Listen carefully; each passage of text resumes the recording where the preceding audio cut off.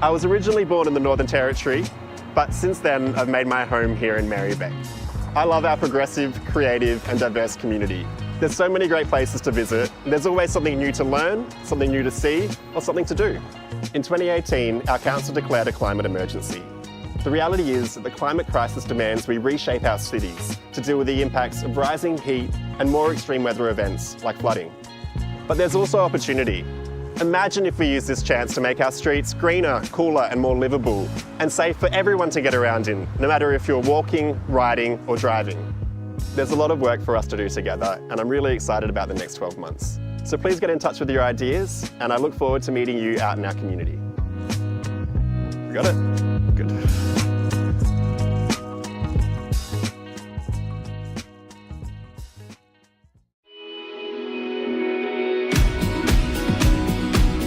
Open Streets trials are initiatives to open the streets to people walking, riding, scooting and close the streets to car traffic just to drop off and pick up times. We know that a lot of schools in Merri-bek really struggle with congestion. We also know that a lot of families want to walk or ride to school, but the dangerous zones outside the school gates often push people away from making that choice. So it's really about just creating a really hyper-safe, sustainable, healthy space in front of schools. It's been absolutely brilliant. The kids are loving coming to school on Tuesdays. There's a real vibe and a sense of, joy when we start the day together. Lots of families are starting to come back. Our student attendance has increased on the days that we have open streets, and also we have less lateness as well. So it's just been brilliant all around. We don't normally walk, we normally drive, so it's a really good incentive to get parents that don't normally do it, doing it. Once we're out and walking, they really enjoy it. It's so much safer. The kids love coming in here, playing, drawing with chalk. This has been probably the highlight. Parents are saying, wow, can we do this more often, which has been fantastic. To see the joy on the kids' faces and to hear them saying, wanting to ride their bikes and wanting to have a play on the street's been amazing. We have a huge percentage of our students riding to school. You can just see how successful it is. We've got kids riding, parents coming along, just really enjoying themselves. And it's changed my thinking. For someone who drove to work, bought my own bike and riding to work each day, it's amazing. It's a fun experience. I normally walk, but today everyone's doing it, so I might as well join in. It's also an initiative that residents and the local community can take part in. We want to see people coming out, having a coffee, we want to see people talking to their neighbours, and it's been really fantastic to partner with Bicycle Network and the schools to run these initiatives and really see some healthy, happy street space. Being part of Open Streets has been really exciting. We're interested in making people view their neighbourhood streets in a different way, being spaces for everyone and multi-use spaces, not just for throughways for cars. You just listen to all this noise. It's great having everyone have so much fun around you and just being active. No, we're really stoked. We should happen every day. It's just very attractive for parents and kids to spend together. I think it's encouraging people to ride to the school. I think it's definitely a good idea to get people active and getting people involved with the community. Because of this, it got a lot of me and my friends to ride to school every day. I get to see all my friends and talk to new people.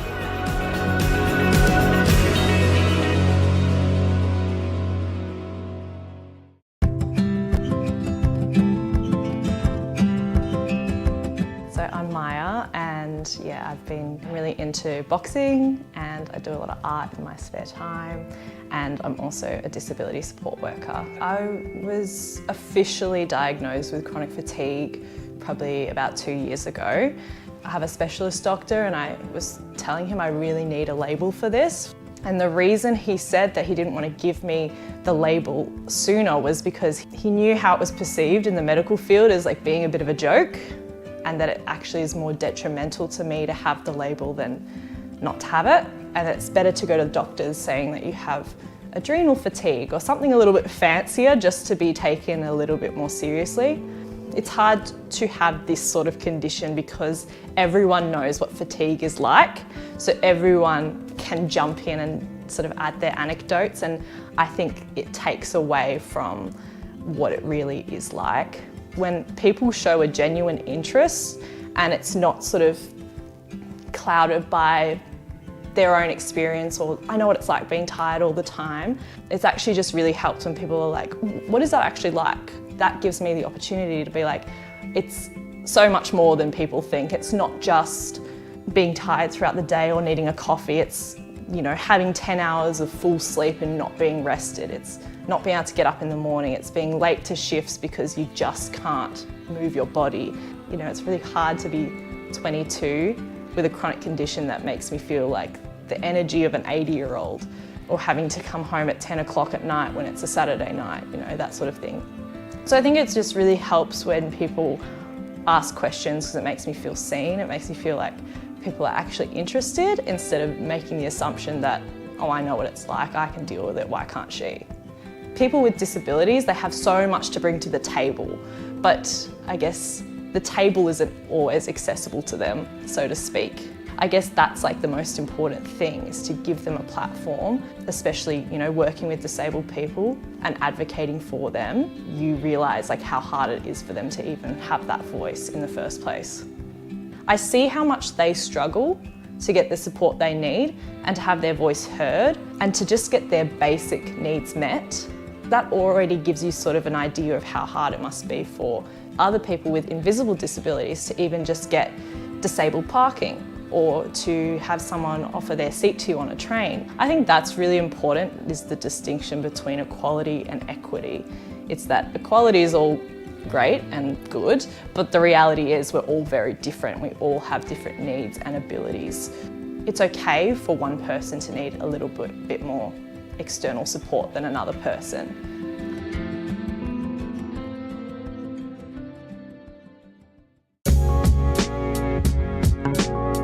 Well, they did putting the solar panel on top of the roof. It looks beautiful, and what is important is knowing the help that it could for us, for our energy efficiency. I saw everyone. Good evening, councillors, members of the gallery, and to our viewers live streaming tonight's meeting. My name is Councillor Adam Pulford, and I'm the Mayor of Merri-bek City Council and the chairperson of tonight's council meeting. It's my pleasure to welcome you to tonight's meeting. We're meeting on the lands of the Wurundjeri Woiwurrung people. We wish to acknowledge them as the traditional custodians of these lands and waterways, and would also like to pay our respects to First Nations communities who significantly contribute to the life of our city.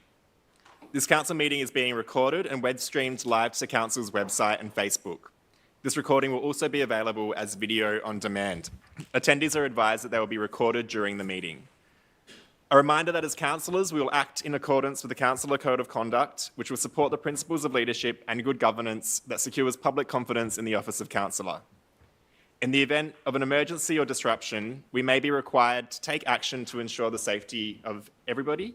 For members of the gallery and councillors attending in person, please follow the directions issued by council staff and security officers. Thank you for your understanding and cooperation. I'd like to introduce the other councillors in attendance tonight. We have Councillor James Conlon. We have Councillor Angelica Panopoulos. Hey everyone. Councillor Oscar Yildiz. Councillor Mark Riley. Hey. And Councillor Sue Bolton. Yes. So we have a few councillors online, but we're not. Oh, here we are. Great. So, and then we have councillors that have been approved to attend tonight's meeting by electronic means. So we've got Councillor Helen Davidson. Good evening. And we also have Councillor. Sorry, just one moment. We also, have Councillor Lambros Tapanos, but we just need to get him up on the screen.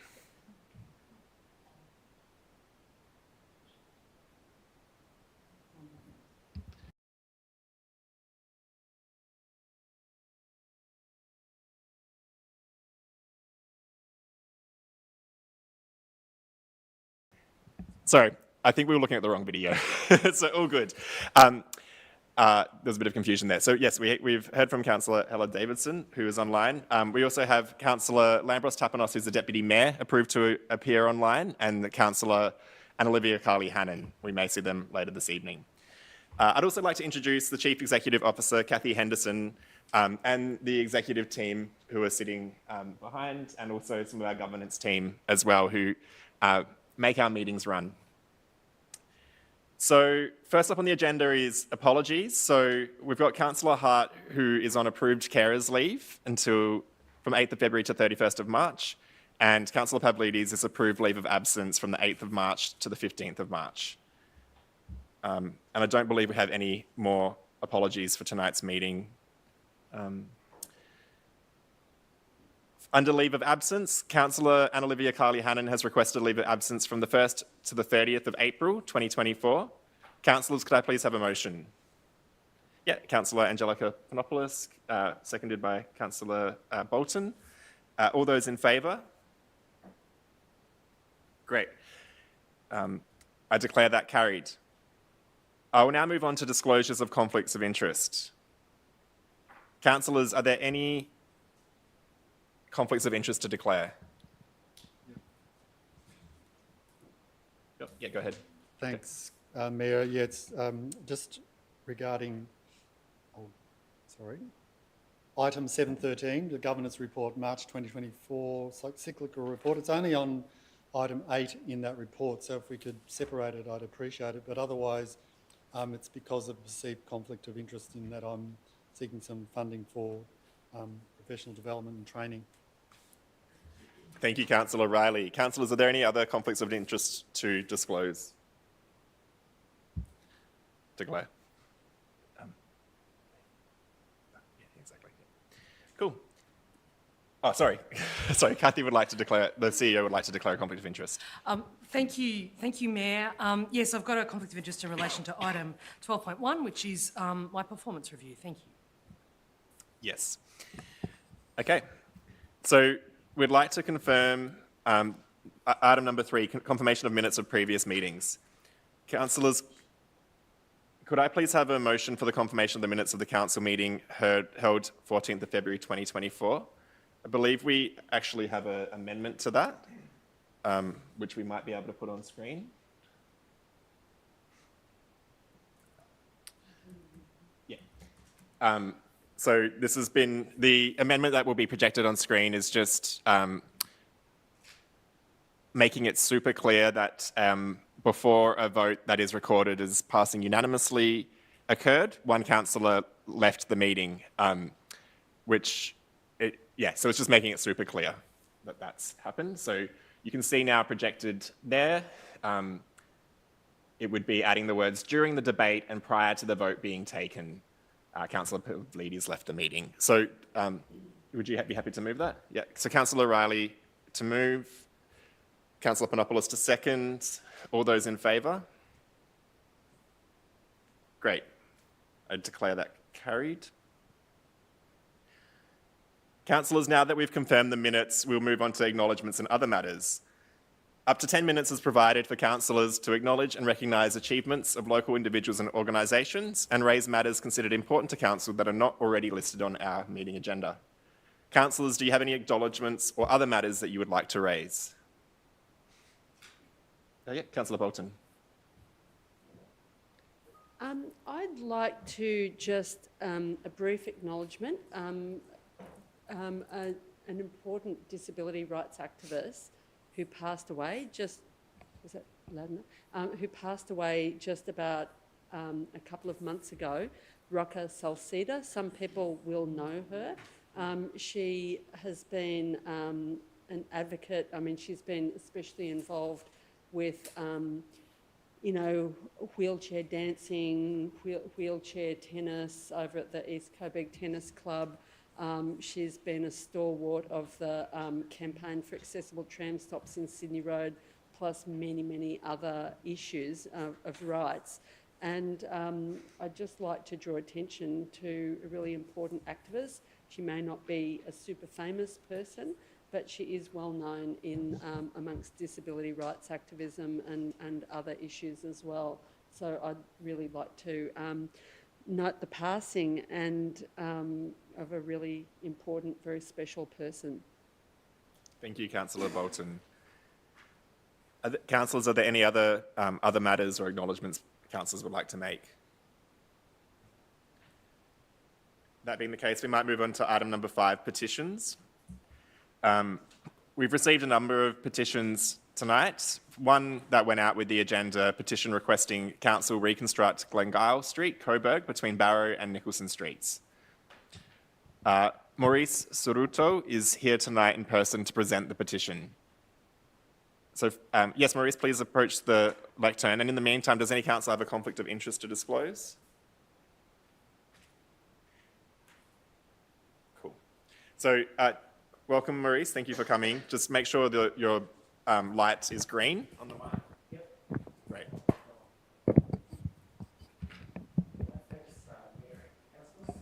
People can hear. Yeah. Oh, no, they can't. Maybe press it again. Oh, now it's green. Okay. Yeah. Can you hear me? Yeah. Okay, thanks, Mayor and Councillors. Now, Glengyle Street.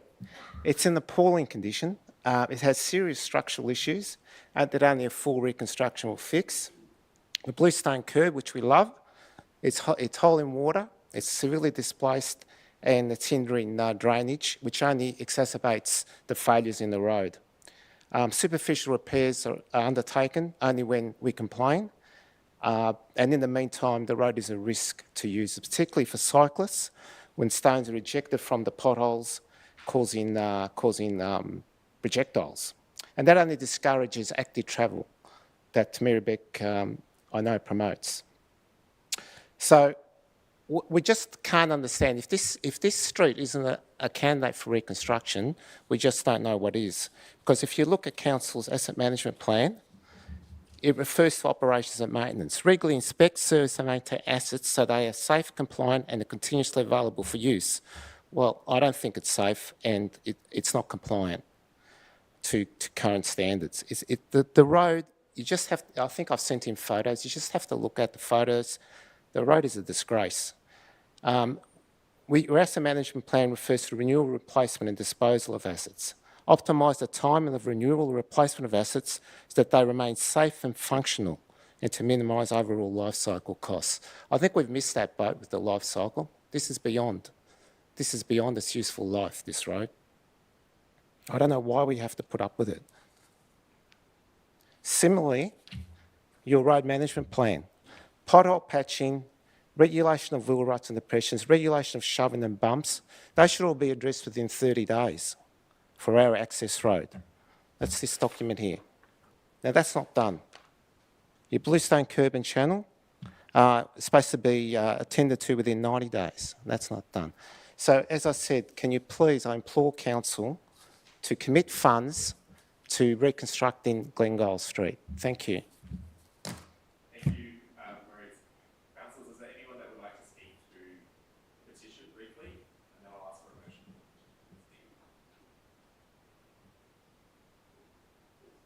Thank you. What happens now? So do I have a mover for the motion?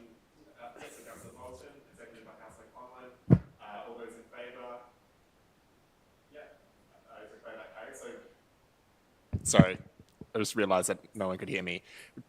We just voted on whether to receive that petition formally, and so Councillor Bolton moved, Councillor Conlon seconded. We all just voted in favour of that, so that's carried.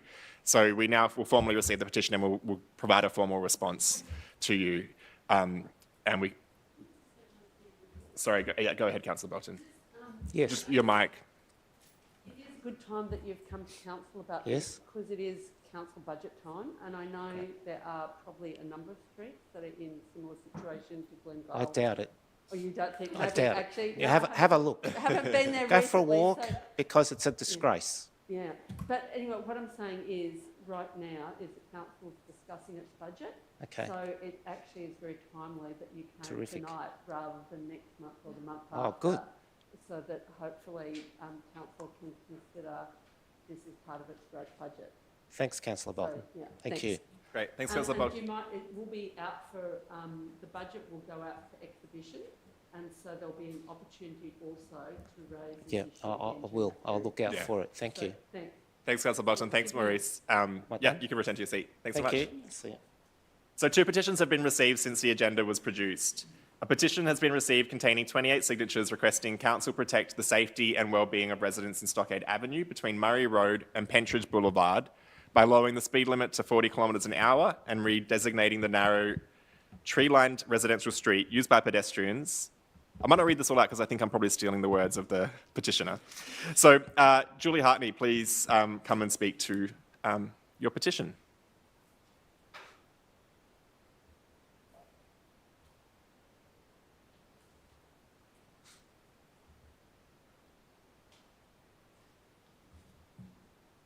Hello, everyone. I'm just here to firstly represent the residents of Stockade Avenue and also obviously people who use the street as well.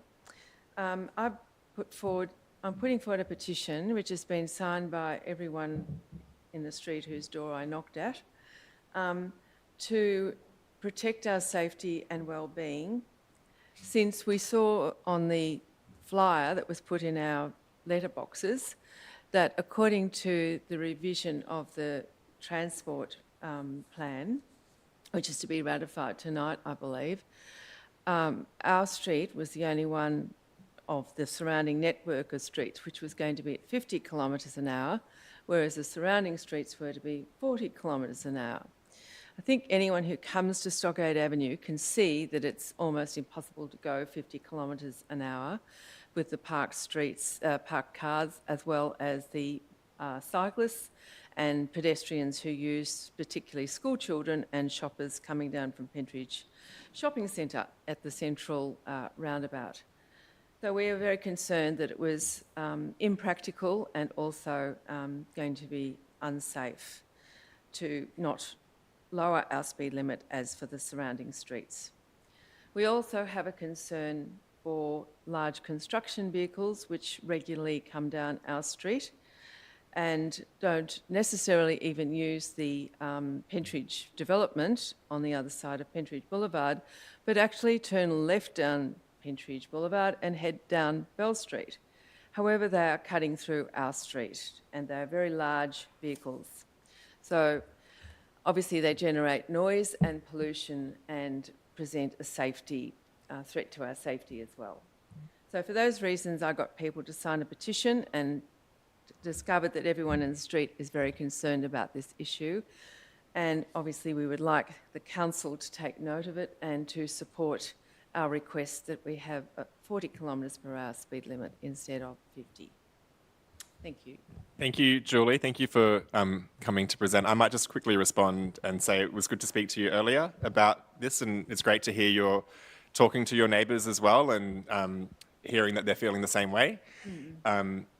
So as we spoke about, council officers are working with Coburg High School on the safety of the roads surrounding the school, including Stockade, and I believe council officers are supportive of writing to the Department of Transport, and we're just collecting the evidence, writing to them to say that we would like to reduce the speed limit to 40 kilometres. Then it would move to the Department of Transport to be the decision maker there. But your petition also talks about other conditions that I think council can look into in terms of other changes. So I know Councillor Bolton has also made sure that's going to is going to move an amendment so that becomes part of our transport strategy and action plan, I believe. So yes, so thank you for coming along. And we now need to see if there's any conflicts of interest from councillors.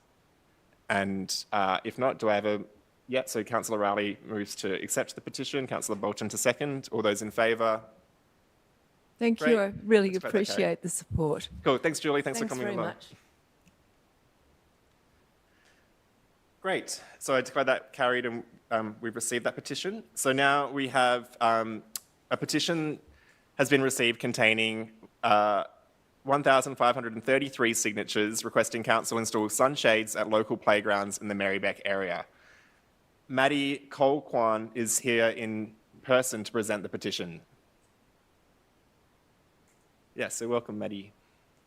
And sorry for how I pronounce your last name. It's Cahoon. Cahoon, okay. Yeah. Good evening, council members. I I address you today not only as a concerned community member, but as a representative of over 1,500 individuals who have expressed their worry about the lack of adequate shading at our local playgrounds. I think I've spoken to a couple of you as well. We stand united in our plea for immediate action on this matter. The petition has the endorsement of local MPs Tim Reid and Anthony Cianflore as well, which reflects the widespread concern and the shared belief that our children's safety and well-being should be a top priority. Merri-bek's current policies do not require playgrounds to be fully protected from the sun's rays, which is only getting worse and stronger in the growing climate crisis. The majority of our playgrounds remain fully exposed to the sun, exposing our youngest members of our community to UV radiation and heat stroke. We have seen new playgrounds installed even in the last 12 months with no shade above the swings, slides or seating. I saw a recent example of a plastic slide just at Coburg Lake that had warped in the sun at a Merri-bek playground. I note that many new playgrounds around the area, such as the one on Service Street in Coburg North, have newly planted shade trees, which is great. However, the children cannot wait for these new trees to grow. They need protection from the harsh sun now through the installation of shade sails. Merri-bek committed in August 2020 to the installation of shade sails over playgrounds as part of their capital works improvements. Approximately one playground per year will be upgraded with shade sails, I think. We call upon Merri-bek Council to implement and accelerate this policy. Furthermore, Merri-bek Council should consider a more significant investment in the installation of shade sails. This could be implemented as a stage process, like with central larger playgrounds, getting them first and then smaller playgrounds and so on. Additionally, the Council should leverage existing grant programs such as the SunSmart initiative with the Cancer Council, as well as explore potential grant opportunities at the state or national level to supplement the cause. I've spoken to Anthony about this as well. Our children deserve to play in safe and protected environments, and it is within our collective power to make this vision a reality. Thank you for your time. Thank you, Maddie. I can briefly respond, if that's okay. Yeah. So, yes, thank you for organising the petition, and it was good to speak to you, I think, a few weeks ago. A while ago, yeah. Yes. Yeah. Since your petition came up, I've learnt a lot about our playgrounds, things that I didn't know. One is that we don't aim to cover every playground because if every playground was covered, maybe in winter, some would be, if they get wet, they can be hard to use. Yeah. But that doesn't take the point away that there's many of our playgrounds that could be covered and could make them more usable in summer. And as you know, the climate crisis is crazy, making summers hotter and longer. So in the last budget, I believe there was a community budget idea submitted to do a few more playgrounds. And as Councillor Bolton said earlier this evening, we are entering our budgeting process. So the fact that you brought the petition here, it's had 1,500 signatures. I know it'll be one of the things front of mind for councillors as we again set the budget. Yeah. I think we probably won't be able to cover all playgrounds, super fast, given the range of demands in our budget. But I think there's obviously community interest and council interest, given we have done it in the past. Yeah. So we'll see how things go, and please keep, following the budget process as well. Thank you. Thank you so much for Thanks, letting me Maddie. talk. Yeah. So, councillors, do we have any conflicts of interest on that? Do we have someone who wants to move it? Councillor Panopoulos, seconded by Councillor Bolton. All those in favour? Yeah. Okay, I declare that carried. Thanks, Maddie. Awesome. Thank you so much. See ya. Great. So, we've now gone through the 3 petitions we've received. Councillors, do you have any petitions to be tabled on behalf of residents? If not, we might move on to questions of council and community statements. This time provided for questions and statements is 30 minutes, and this time can only be extended by another 30 minutes by resolution of council. If we do not have time to answer your question, it'll be taken on notice and responded to in writing. Priority will be given to questions or statements that relate to matters listed in the agenda. If time allows, questions about items other than those listed on the agenda will be considered. A maximum of 2 questions or statements in any combination is allowed per person, and questions or statements that relate to a matter listed in the agenda will be dealt with first. If you've registered to ask a question, when I invite you, you or your representative must state your name and suburb and then ask your question with preamble or background for up to 3 minutes. If you've register to make a statement. When I invite you, you or your representative must state your name and suburb and make your statement without taking longer than 3 minutes. If you've submitted a second question or indicated you have a second statement, it may, at my discretion, be deferred until all other persons who've submitted questions have asked their first question or not been asked if time does not permit. Usually we have a maximum of 3 questions on any one subject. Tonight we have a few more on our transport strategy, given it is a major strategy for our city. And then after we've had those questions on each topic, we'll move to the next topic. I will either answer the question on behalf of council or invite another councillor to answer it. Alternatively, I'll ask the CEO or a member of the executive to provide a response. There will be no response or discussion in relation to community statements. We'll listen to them and that's it. As detailed in the governance rules, questions or statements may be disallowed if they're defamatory, indecent, abusive, offensive, irrelevant, trivial, or objectionable in language and substance. If a response to your question is provided at tonight's meeting, there'll be no further formal response. However, council will action any commitments made in answering the questions. So I declare that this public question time has started at 7:29 p.m. First up, we have item 7.1 on our agenda, moving around Merri-bek, final transport strategy for adoption. Can I invite Nicholas Zhou on behalf of the Merri-bek Bicycle User Group to make a statement.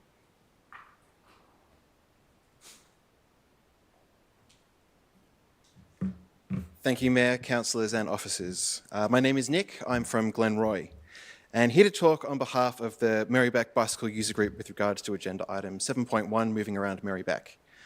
Firstly, it is great to read about council's engagement with the north of Merri-bek and our community's keen interest in shaping our transport strategy. There are many good things about this transport strategy, and I'd like to thank officers for their hard work. For example, we are happy to see the Streets for People and Healthy Streets frameworks and the use of movement in place to provide a more nuanced approach to issues facing people moving around Merri-bek, as well as alignment to the Victorian State Government's framework. There is, however, one thing that we don't understand. The draft transport strategy uses the language need to drive. Need to drive or need to use their car is used on 3 separate occasions. This is despite the 2022 decision at planning panels with respect to C212 and incorporating MITS into the planning scheme to remove this phrase and replace it with more neutral language in both Amendment C212 and Strategic Direction 237 Transport.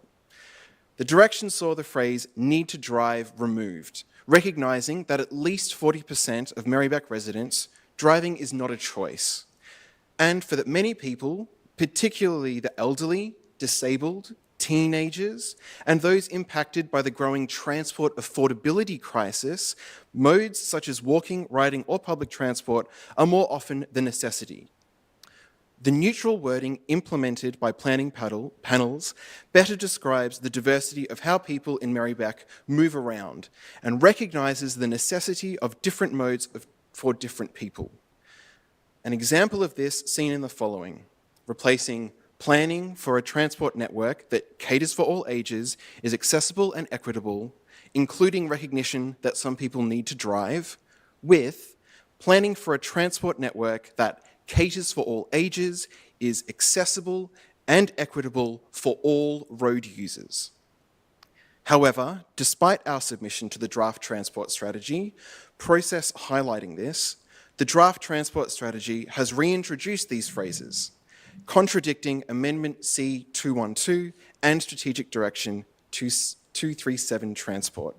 We urge Council to remove the problematic wording and replace it with phrases in line with those preferenced in that amendment and that strategic direction, and more importantly, better reflect the reality of transport choices for people in Merri-bek. Thank you. Thank you, Nick. Next up, we have a question from Claire Slattery.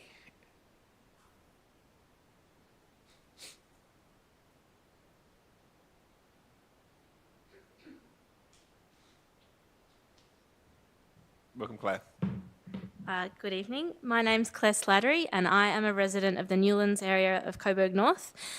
I've also been involved in the Safer Walking and Riding for Murray Road or Swarm group. I commend the Council's commitment to advocate for a safer Murray Road in the Merri-bek transport strategy. In addition to safety concerns on this dangerous stretch of road, I would also like to highlight the very poor public transport in the Newlands area, particularly around Newlands Primary School, which is limited to a single poorly timetabled bus that only runs twice an hour and usually misses its connecting train service. It takes me roughly an hour to commute to the city for work from my home in Newlands, in what is not a far distance. The Newlands neighbourhood is on the border of Darebin Council, so often gets overlooked in council awareness and decision making. It's a neighbourhood full of young families, working parents, elderly people and public housing residents, all who need and deserve excellent public transport. Will the council commit to advocating for improved transport services and therefore reducing our car dependence in the Newlands neighbourhood to the relevant authorities? Thank you. Thank you, Claire. So Councillor Bolton, would you like to briefly respond to Claire? Yeah, just quickly, you're not the first person who's talked to me about the lack of bus services in Newlands, and I noticed reading through the transport strategy that's been presented to Council tonight, it mentions the lack of buses in Fawkner. So I've actually, I'm proposing an amendment to include Newlands in there. There are probably other areas that should be there as well. Not just Newlands and Fawkner, but certainly those two areas are public transport deserts, really, especially Newlands. And I'm certainly aware of someone who came to a meeting in Newlands, took them an hour and a half to get to Newlands from their work in Docklands. Yeah. And that's like not a very long distance. No. So it's really urgent, and it's and also means that people are using having to come home by train late at night and use the very narrow and dark footpaths, which are very close to speeding traffic. So, yep. Thanks, Sue. That's great. Thanks, Councillor Bolton. Thank you, Claire. Thank you. Next up, we have Krista Heath, who is appearing online. So if we can let Krista in. Krista is making a statement and asking a question on behalf of Barry Beckett Children's Centre in Coburg.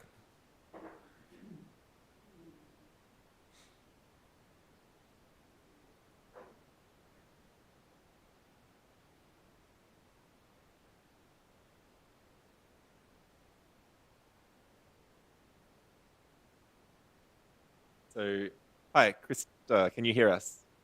Hi, yes, I can. Thank you. Great. I think we have a little bit of a lag on your video, but we can see you and we can hear you. So go ahead if you want to make your statement and ask your question. Okay, so I guess good evening. I'm Krista. I'm here representing the parents from Barry Beckett Children's Centre. Late last year, the management committee of the centre conducted an independent survey of parents, and the key concern to come from the group was the traffic management along Murray Road. So many of our families walk and ride to the centre and find that crossing Murray Road with their young children is dangerous, regardless of where they're crossing. So even at the crossing on Elizabeth Street. The Management Committee has reviewed the State Victorian Road Safety Strategy and the Department of Transport Speed Zoning Technical Guidelines, and we're writing to the Minister for Roads and Road Safety, Melissa Horn, and the Minister for Public and Active Transport, Gabrielle Williams, requesting that the speed limit along Murray Road is reduced to 40 kilometres per hour between Newlands Road and Elizabeth Street. And this is due to the activities that take place along this stretch of road, including Barry Beckett Children's Centre, Newlands Preschool, Newlands Senior Citizen Centre, Netchie Neighbourhood House, Coburg Olympic Swimming Pool, Coburg Table Tennis Club, the Northern Region Sports Complex, the Basketball Stadium, the Harry's Athletic Club, Merri-bek Maternal Child Health Nurses, and Coburg High School. So all of these services support vulnerable and unsupported road users. My question tonight to the council will the council formally support this proposal and endorse the letter? Thank you, Krista, for your statement and for your question. And also to the broader Swarm group that I think Claire mentioned as well, who are advocating for a safer Murray Road. The group's been very good at getting our attention and making sure we're paying attention to Murray Road. And as you know, the state government is the the people in the decision maker and responsibility for that road. I might just pass on to our Director of City Infrastructure, Anita Kerno, to just talk briefly about what Council's doing, I guess. Thank you, Mayor, and thank you, Krista, for your question. We agree that the current conditions along Murray Road pose safety concern for pedestrians and cyclists. While speed limits are one way of helping to create a safer environment, Council believes a review of the road design, the cross-section, the allocation of road space and use of the area behind the curves is required for Murray Road. We have proposed an action in the Transport Strategy Action Plan that's been considered tonight by Council, and that includes advocacy to the state government to improve safety along Murray Road and around the Pentridge and Coburg High School areas for pedestrians and cyclists, particularly children travelling to school. So I think there's a strong alignment with the advocacy that you're talking about as well. Thank you, Anita, and thank you, Krista. Awesome. Well, next up we have Andrea Bunting, who has a question in person. Andrea.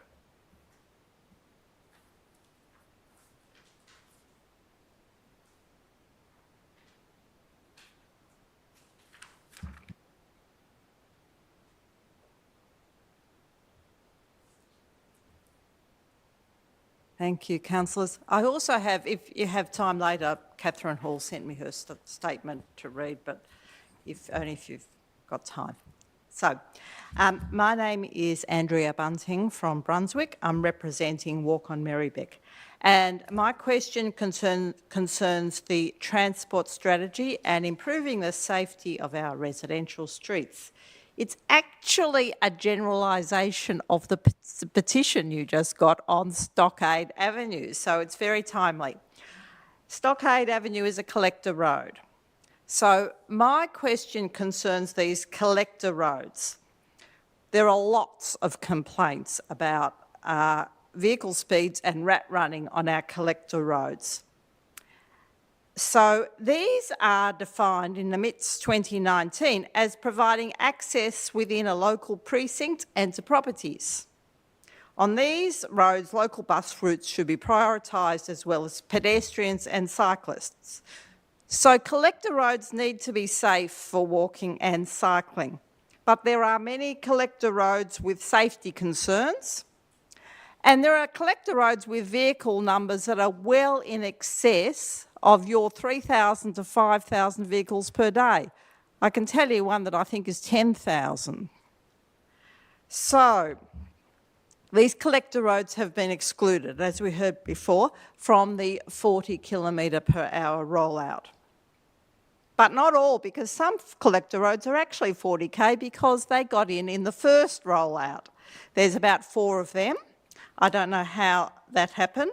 But we've got inconsistent treatment of these. And so we've now got a streets being considered on a case-by-case basis. Tonight we've talked about heard about Stockade, and on the agenda there is Pearson Street, another collector road which has a problem with rat running, and there's a road closure proposed around that at the local road end. So my question is, what are actually the obstacles to getting a reduced speed limit on these collector roads? I'd like to know where this obstacle is. It council? Is it Vic Roads or Department of Transport and Planning? And what can council do to try to overcome these obstacles? So if there is an issue with the state government, what specific advocacy is being made around this in general, rather than just doing it on a case-by-case when people bring their petitions?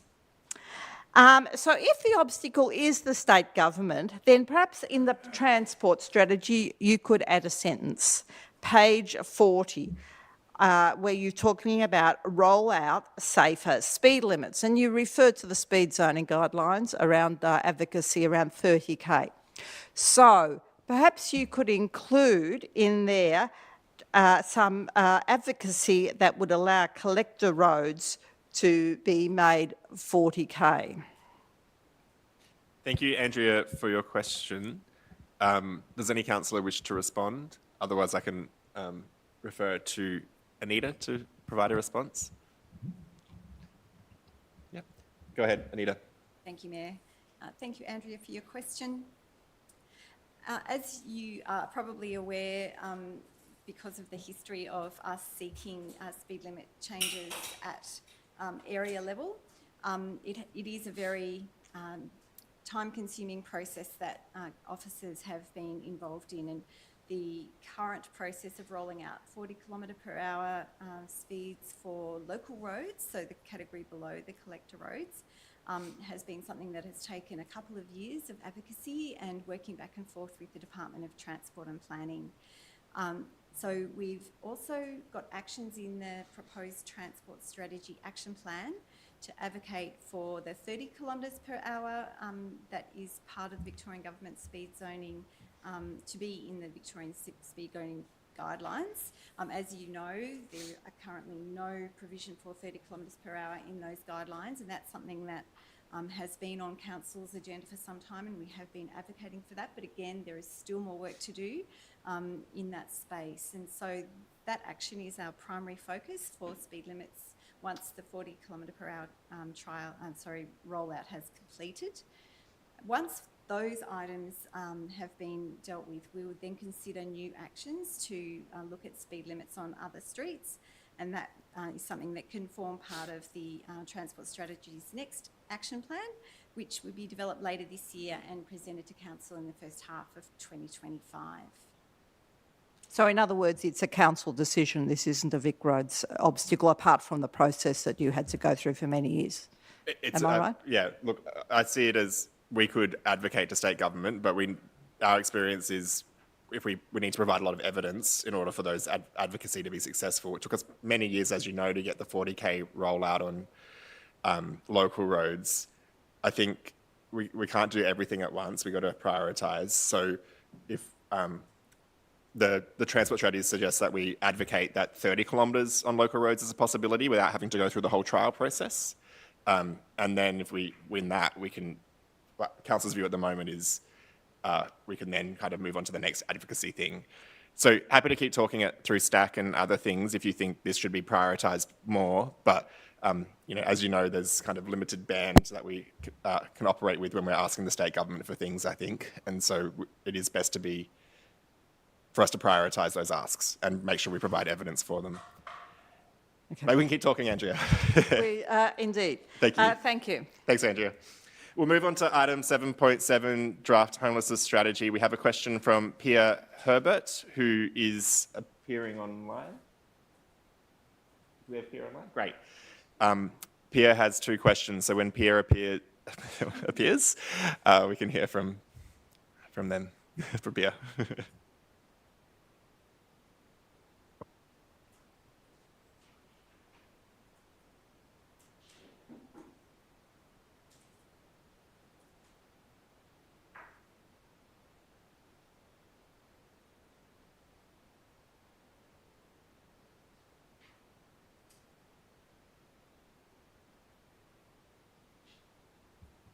Okay, welcome, Pia. You're just appearing on our screen. Can you hear us?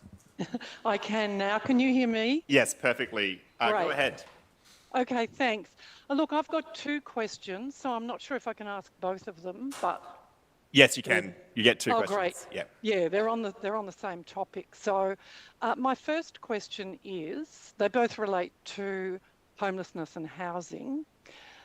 As we know, people sleeping rough need stability, especially when forced to sleep in public places, which I have to say I see more of where I am just off Sydney Road. One of the challenges faced by these people is being moved on without clear reason. Does Council have an official move-on policy for people experiencing homelessness and sleeping rough? And can you detail how it is enforced? Pia, maybe if you want to ask both questions, and we can ask... Sure.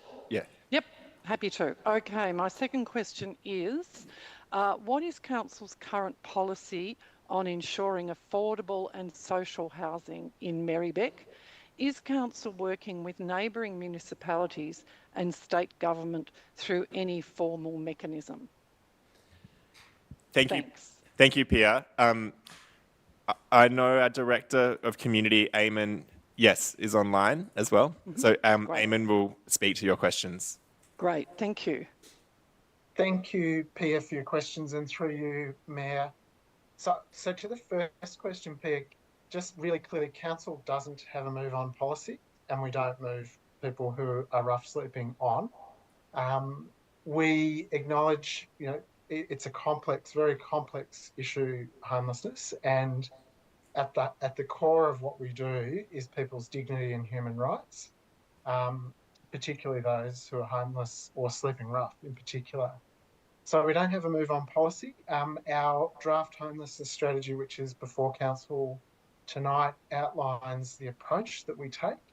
And really that's about intervention, advocacy, education and prevention. But very practically, where someone is sleeping rough, we'll engage with specialist support services like Vincent Care or Merri Outreach Support Service to, in the first instance, support those people into the services they need. On the second question, so with regard to housing, so in December 2022, Council endorsed a 4-year affordable housing action plan, which includes actions that Council will take to increase the supply of social and affordable housing across Merri-bek. In 2018, in addition to that, Council established its own independent company now known as Merri-bek Affordable Housing to deliver affordable housing outcomes. And in 2021, Council resolved to gift a piece of land to that organisation for a social housing development.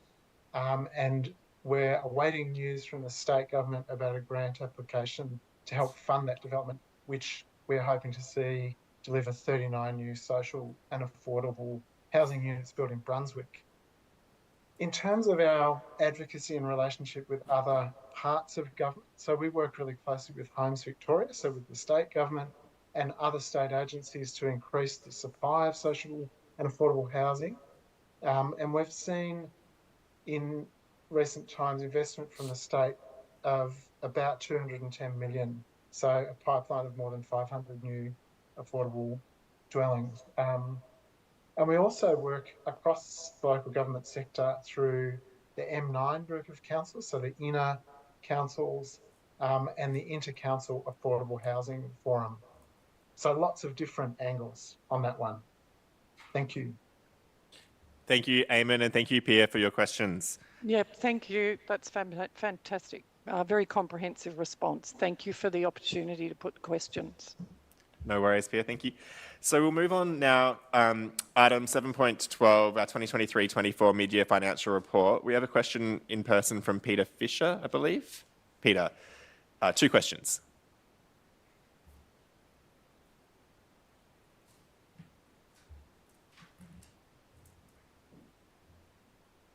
Hi. So I'm Peter Fisher and I'm from Coburg North. In 2020, the former Council of Moreland, now Merri-bek, invested significant public funds to consult and engage with local residents of the Merlinston community and with paying members of a Football Victoria club regarding a proposed synthetic upgrade to Hoskin Reserve. This was an ugly and fractious process with an outcome largely benefiting Football Victoria's growth strategy targeting public space.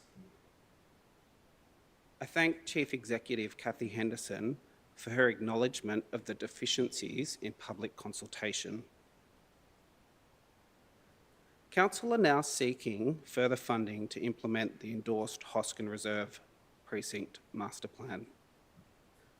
Whilst work is ongoing, it appears that a significant deviation has occurred from the endorsed master plan. I would like to better understand the decisions and costs associated with deviation from the endorsed master plan, which underwent a costly and extensive community consultation process.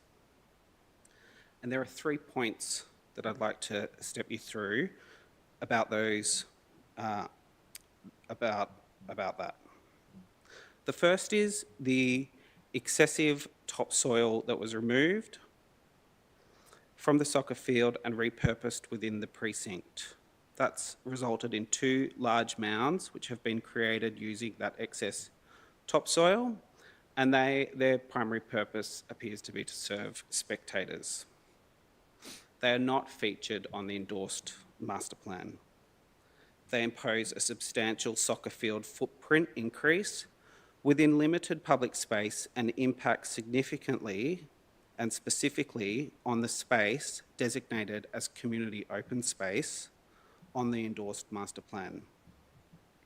There's also a duplication of function with the mounds and the fence.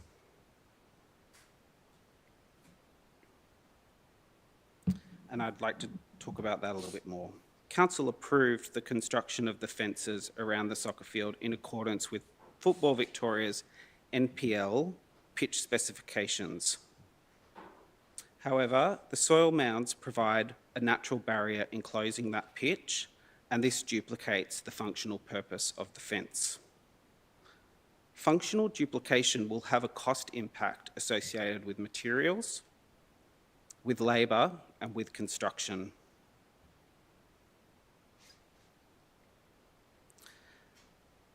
The third point I'd like to talk through is the impact on the community open space, including the loss of shared space and safety and privacy issues. The master plan indicates the provision of community open space, and the mound to the east encroaches on this designated space significantly.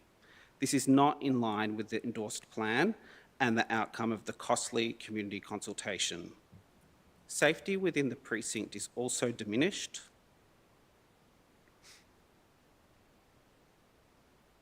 With less visibility across the precinct. In addition, the mounds hinder precinct access for elderly or for people who require mobility aids, and they raise privacy issues for the residents adjacent to Hoskin Reserve. I participated in that consultation process in good faith, and I raised these concerns for the council via the CEO to address, and I have 2 very specific questions. The first question is, could the council via the CEO please respond to those 3 points I've stepped you through regarding A, the lack of transparency of decisions where a deviation from the endorsed master plan has occurred, and B, the costs associated with those decisions. And I'm also keen to understand what council perceives as the functional purpose of the mounds that are now built within Hoskin Reserve. And the second part to my question is, the CEO and council satisfied with the consultation, the planning, the construction, and the perceived public value of those costs associated, particularly with the deviations from the endorsed master plan in light of the issues that I've raised around access, safety, and privacy? Thank you. Thank you for your question. I might refer to the CEO to respond, given you've addressed her. Yeah. Thanks. Thank you, Mayor, and thanks, Mr. Fisher. And can I also say thanks so much for participating in the consultation that occurred in revising the master plan and finalising the project, particularly in 2021. Excuse me. Look, can I just comment for your second question? What I would say is that we have been implementing the plan in accordance with the master plan. We have had, as with so many construction projects, had to value manage the project. And so the mounds that you talk about have been part of the way that we have saved ratepayer money on the project. And that's something that councils all over Australia and the world have had to do with the increase in costs of construction that's happened. My understanding is that the project manager has been keeping residents in good touch with what's been happening. I really apologise if that's not the case. And we have been transparent in terms of reports to council of where the costs are at, including with the financial report tonight. For a bit more detail, thanks Mr Fisher, I'm going to pass to Anita Curnow, who's our Director of City Infrastructure. Thank you. Thanks. So, Nick, the topsoil that was removed from the North Soccer Field is exactly the same as what was in accordance with the plan, so there has been no change there. But the mounded area has been the location where that soil has been deposited. And that has actually been a cost saving of $250,000 that we would have had to pay to dispose of the soil elsewhere. And so as part of that value management that Kathy referred to, that decision was made in the contract negotiation. So we have the barrier there, the mound is able to provide a viewing function, both in the direction of the soccer field, but also in the direction of the passive recreation area that is on the other side. And so it does, it's not intended to be a barrier to stop balls, for example, or to stop players from coming off the ground. The fence is still required. So to address your second point, the NPL's pitch specifications do require a fence with mesh or a chain to the ground. So having a mound nearby doesn't play that role, and it's not intended to play that role. I was just going to address the third one, but... Can I just move that we have an extension of time? Thanks. Councillor Bob wants to move that we're going to have an extension of time. Question time by 30 minutes. Councillor Ryan in second. All those in favour? Yep. Carried. Okay, sorry. Understood. No, that's fine. So the height of the mound on the eastern side of the pitch is about 1.5 metres high, and it's contained to the area between the path and the pitch. And so there's still quite a large passive recreation area there that has been created, and that path was always part of the plan.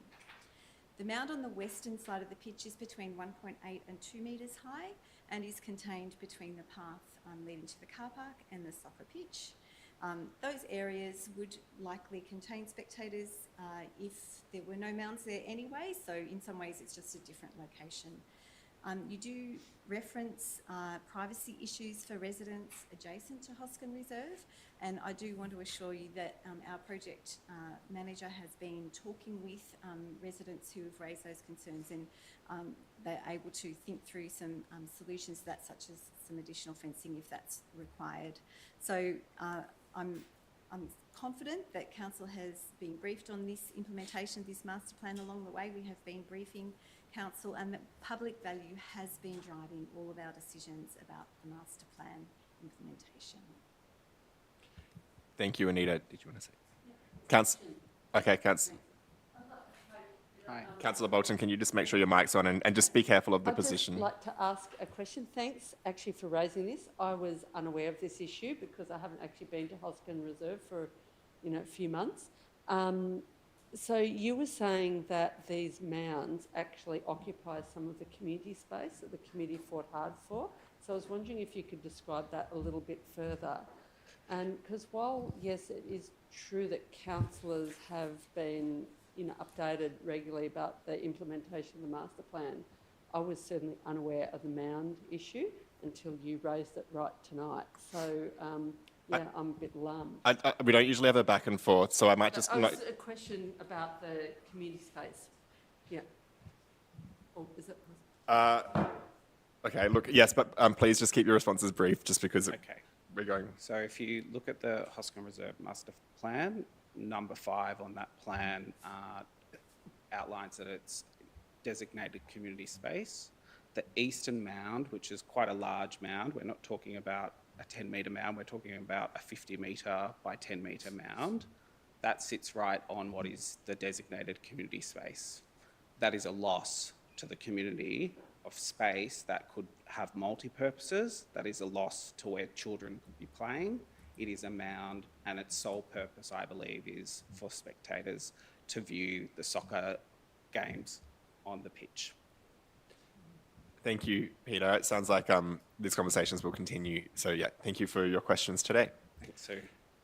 Cheers. Next up, we have a question from Marion Atwater in person on item 7.14, review of instrument of delegation, council to council staff.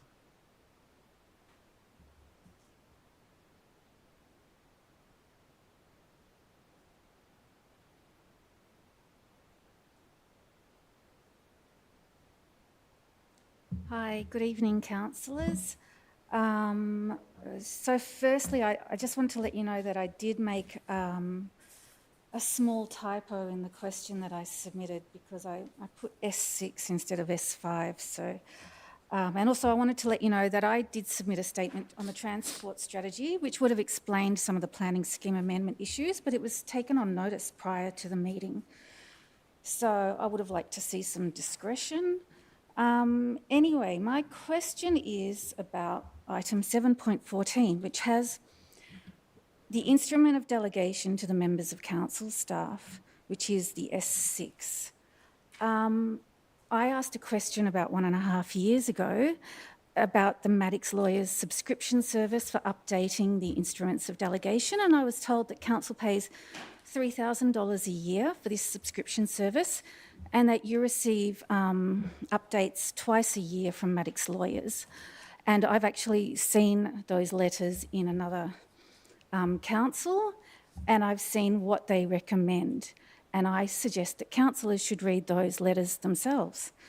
And so Maddocks Lawyers, in their letter that they send twice a year to council, recommends that council remakes and updates all their delegations on a regular basis, including the S5 delegation to the Chief Executive Officer. But council have not updated that one since October 2021, which is 2.5 years ago, whereas this one that's in tonight's agenda, the S6, to council staff is done every 6 months when necessary. So my question that I submitted is, why isn't the S5 delegation to the CEO being reviewed regularly as per the recommendations in the Maddocks Lawyers biannual subscription service? Thank you, Marion, for your question. And note your disappointment that your question on the transport strategy wasn't included, but as I explained, we usually only have 3 per item, and we accepted more than that this time, but couldn't accept many more. And there are other people that also missed out and were also feeling disappointed. But if there's time remaining, then it can... We'll move on to a response but to the Director of Business Transformation, Sue. Through the Mayor, hello Marion. Thank you for your question about the instrument of delegation, which relates to the delegation of power from Council to the Chief Executive Officer, which is known in the Maddocks Delegation Subscription Service as the S5, as you mentioned before. So this instrument is normally reviewed when there are amendments to Section 11 of the Local Government Act 2020, or within 12 months following a general election. So Council can also determine to amend its delegation to the Chief Executive Officer at any time should the need arise. Thanks, Marion. Thank you, Marion. So we'll now move on to item 7.15, Procurement Policy, Community Flag Schedule and National General Assembly of Local Government Matters. We have a question from Halima Bayahau. Oh, 2 questions. So Halima, would you like to come to the lectern?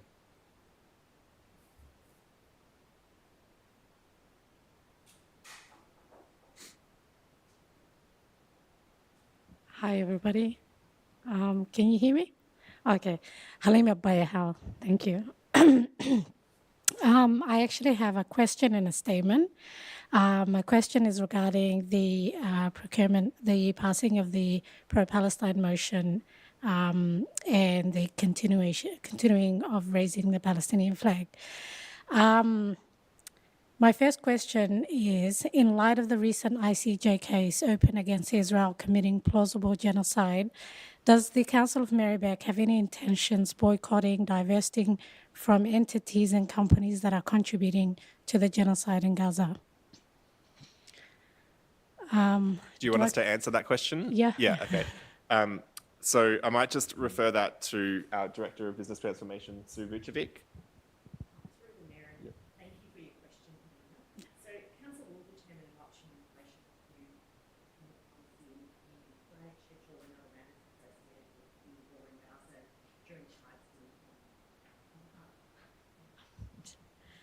And I might do that again through the Mayor. Okay, Apologies. The mic was off. Thank you, Halima, for your question. So Council will determine an option in relation to its procurement policy and the community flag schedule and other matters associated with the war in Gaza during tonight's meeting. Thank you.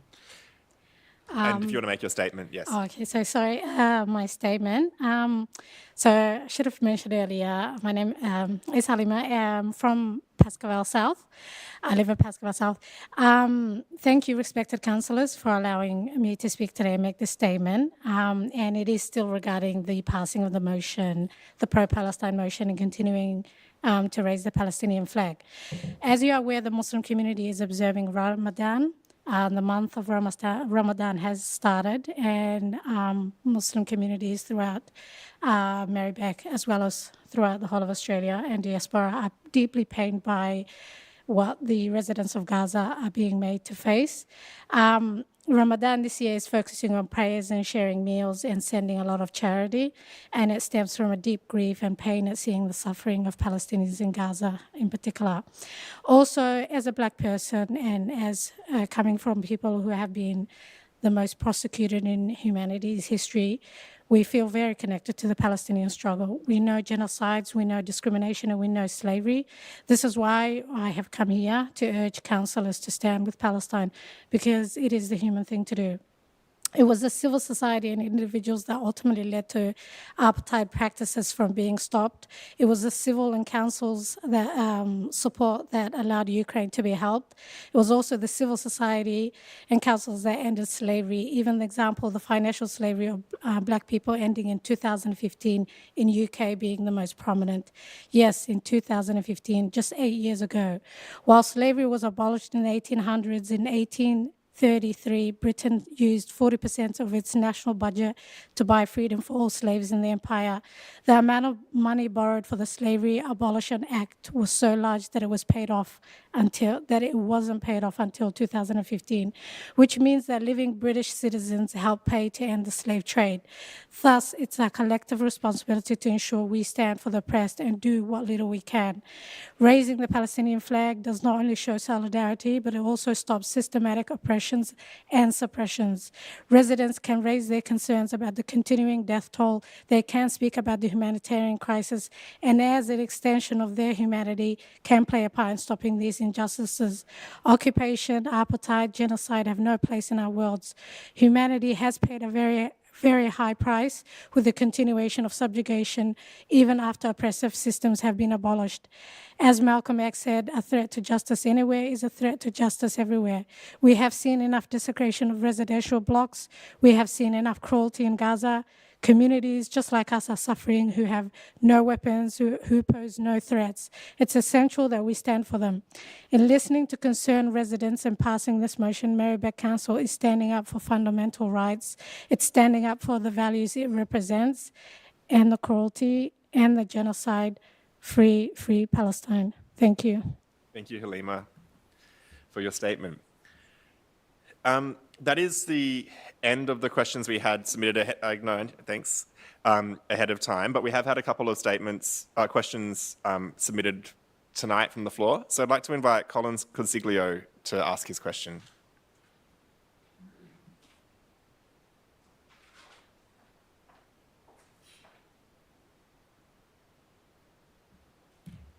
Thank you, Colin. G'day. Thank you all for listening to me this evening.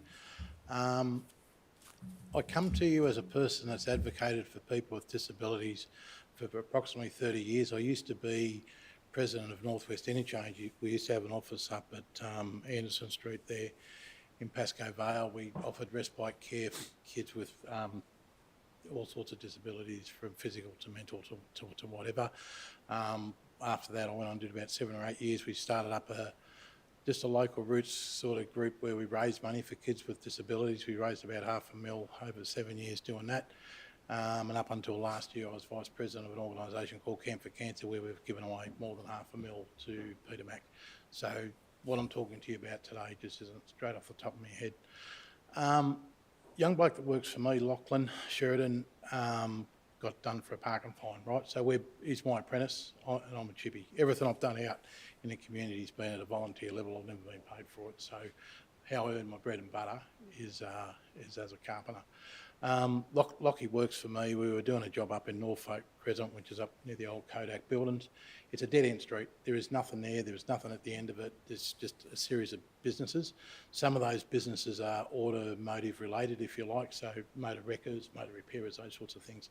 Those people in those areas there, for whatever reason, choose to park vehicles out there that aren't even registered, right? So it's an ongoing problem. When I look at the cars that are parked there in the picture of Lockie's infringement, and don't get me wrong, he was parked in a no parking area, but he had a ute full of tools. I had a ute full of tools, and I had not a 64, a 10B6 trailer full of materials, right?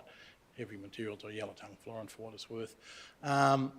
The bottom line is Lockie got done, but my question to you today is not really about that. The fine's the fine. We'll deal with that in court. I don't think it was appropriate. I'm an ex-prison officer. I did 8 years as a prison officer, but everything I did to someone's face. So I told him, mate, if there's a bad news, that's what it is. I didn't sit back, take a photo and send it to their cell, right? And that's exactly what's happened here. The officer's driven past, taken a photo. Now, Lockie, before we get started, is dyslexic, right? So Lockie's ability to communicate with counsel is non-existent at this stage. He's a lovely kid. He'll make a very good carpenter one day, but his ability to communicate at this level just isn't there. And Lockie's watching this on high stream, by the way, so I'm not saying something that's out of turn. It's just how life works for Lockie and for me. The bottom line is that he got snapped, and I reckon it was a pretty average act as an ex-law enforcement officer myself. But that wasn't the problem. The problem was we would deal with that, and we would support Lockie with that fine, and whether we thought it was appropriate or not, who knows? And who knows what the Magistrates Court will say about that. The problem came when Lockie tried to communicate with counsel.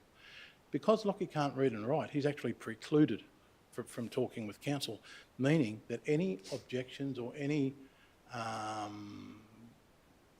words that he wanted to use had to be in writing, right? So Lockie goes, Cole, he goes, I don't really understand this fine. Can you talk to me? Can you tell me what it's about? And he could read the pictures. He reads a no standing sign. A lot of us can do that. Lockie can certainly do it as well, right? But Colin, sorry, we usually have 3 minutes, so you're over now. But if you could get to your question, that would be great, and then we can get a response. So the bottom line is, how do counsel accommodate people that can't write when they want to contest a parking fine? How do they do that? And what should they do? Because his human right clearly says, if you read the Human Rights Charter, that you cannot discriminate against someone that has a learning difficulty. It's that blunt, right? And I'd claim clearly, and I've asked to speak with Ms Henderson. I'd love 15 minutes of your time one day in the next couple of months, Ms Henderson, to explain this to you in a further way.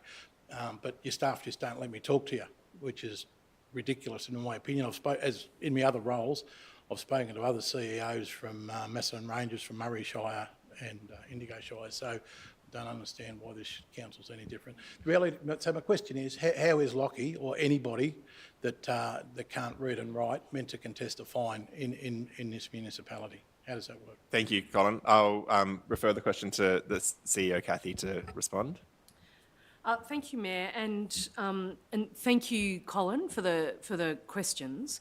I just note the matters that you're raising about the infringement are before the courts, and I think we'd probably note that the matters of truth and what has actually happened need to be decided by the courts. But I appreciate it's something that's very upsetting. In relation to the broader matters about how council supports... With respect, I'm not bitching about the fine. What I'm here to talk to you about is your process. How does Lockie or someone with a reading difficulty... Yeah, I think Kathy's about to respond to that. Thank you, Colin. Communicate. And Colin, in relation to how council supports people with varying degrees of literacy or who may be illiterate, I'm very happy to meet with you at some point. Thank you. In relation to that broader matter of how do we support people that need that help. Thank you. So, thank you. Yeah, all right. And look, I don't know whether the Director of Community, Eamon, would like to add anything further, or whether we should just leave it to that. Okay, we might just leave it to that conversation. So there's a commitment from the CEO So when would I look with forward to that meeting, Ms Henderson? How do I instigate We'll that? get, Kathy's office will reach out to you. We've got your details. Yeah. Thank you, for your Colin. time. Thanks, Colin. There's also a motion on the agenda tonight to look at council processes with regard to these sorts of issues. That's awesome. Don't get me wrong. You guys do a lot of good stuff. Thanks, Colin. Look, we are running out of time. Look, I appreciate the back and forth. We did have a chat on the phone too, so I'm across the issues. But we've taken your question, and Kathy will set up a meeting with you And we might move on to the next question that we've got. Thanks, Colin. My question asked, would you hold back that fine until such a time as Kathy and I had a conversation on it? Kathy's made, yeah, it's before the courts, unfortunately, but yeah, thanks, Colin. So we've also had a question submitted by Stephen Shembry, if we have a Stephen who's here. Great. It's not related to an item on the agenda, but it's, I think, it's a matter we've recently consulted the community on, and I think there's probably a lot of community interest in this, so I'll let you ask your question. Yeah, thank you, Council, for taking my questions. I live in Hudson Street, Coburg, and earlier this year there was a thing online suggesting what can be done with the car park area between the Coburg railway station and Coles, the car park in between there. And a lot of suggestion for community housing was brought up. My question is, has there been a decision on that area yet? And if yes, what is it? Thank you, Stephen, for your question. I'm happy to respond to that. So yeah, so council owns a whole bunch of land in central Coburg, including the car park that you've talked about. Yep. And recently we went out to the community and asked people what do they want to see in that area. And council has broadly set a vision of more housing, given we're in a housing crisis, and particularly more social and affordable housing, as more and more people are, in housing stress or homeless. I believe at our April meeting, we'll officially accept the report about what we heard from the community, and we're going to set some broad objectives for the bits of land that council owns in Coburg. It's the start of a long process, so there haven't been decisions made on that. This will be the first decision, and then there'll be a lot more work that needs to happen over the next couple of years, particularly the next year, before what we've heard from the community is kind of distilled into a bit of a plan about actually what will this site look like, and what could this be host to, and what would this site over here look like, because there are various sites we need to think about. So at this point, there's no clear plans. We're still just kind of digesting what we heard, and at the April meeting there'll be more information about what we heard, and some kind of broad objectives, and then over the course of the year and the coming years there'll be more steps and more chance for community consultation. And will the decisions be made public so the residents know what's going on? Yeah. My concern is that there's already a problem with homelessness and crime building up in Victoria Street. A large community housing project right there will only add to that. And because I live there, I'm going to be the one that has to face it all the time. Yeah, I don't necessarily share the same view of you, but I can hear your concerns. You come to my place of a night time and you hear screaming and yelling, and my child is scared out of her wits of people coming through the front door, and it hasn't even been built yet. Yes, I don't necessarily agree that building social housing will mean more of that. Will. You only have to go to a social housing project in Fitzroy or...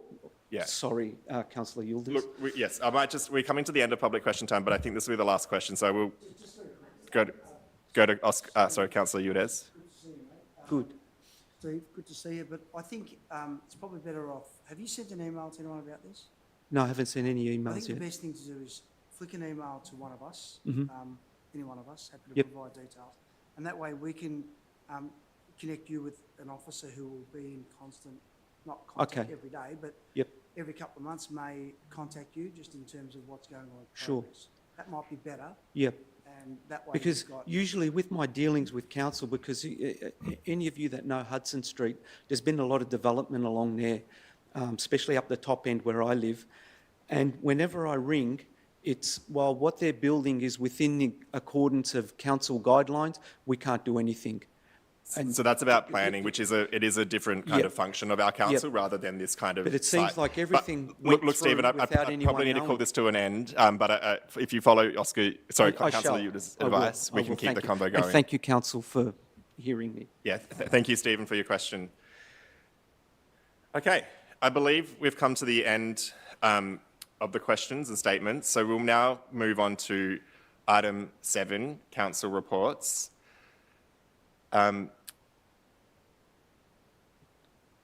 So I believe we have some people in the gallery here for specific items. So,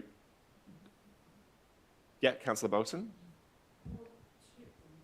So 2 items, I think one, some people are here for the Palestine item, and also, so I'd like to propose that we move that up, and also there is Colin and his partner here for the item around illiteracy, human rights and council processes, and there also clearly people here for the transport strategy. I mean, maybe other items as well. Yeah.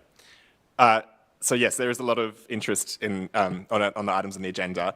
I think so. You proposed to bring the Palestine motions forward, and then the notice of motion 8.5, literacy, human rights, and council processes.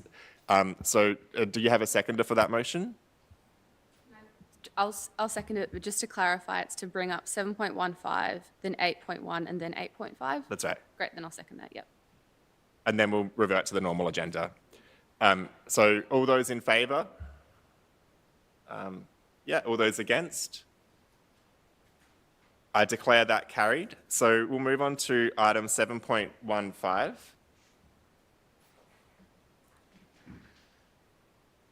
And I see Councillor Bolton is on her feet.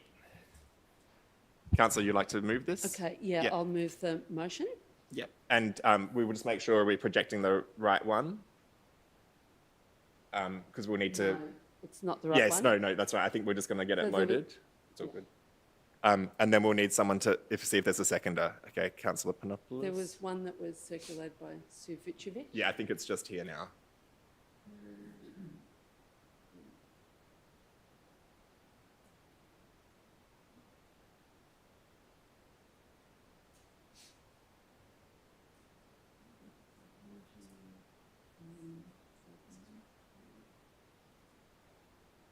Yep, that's it.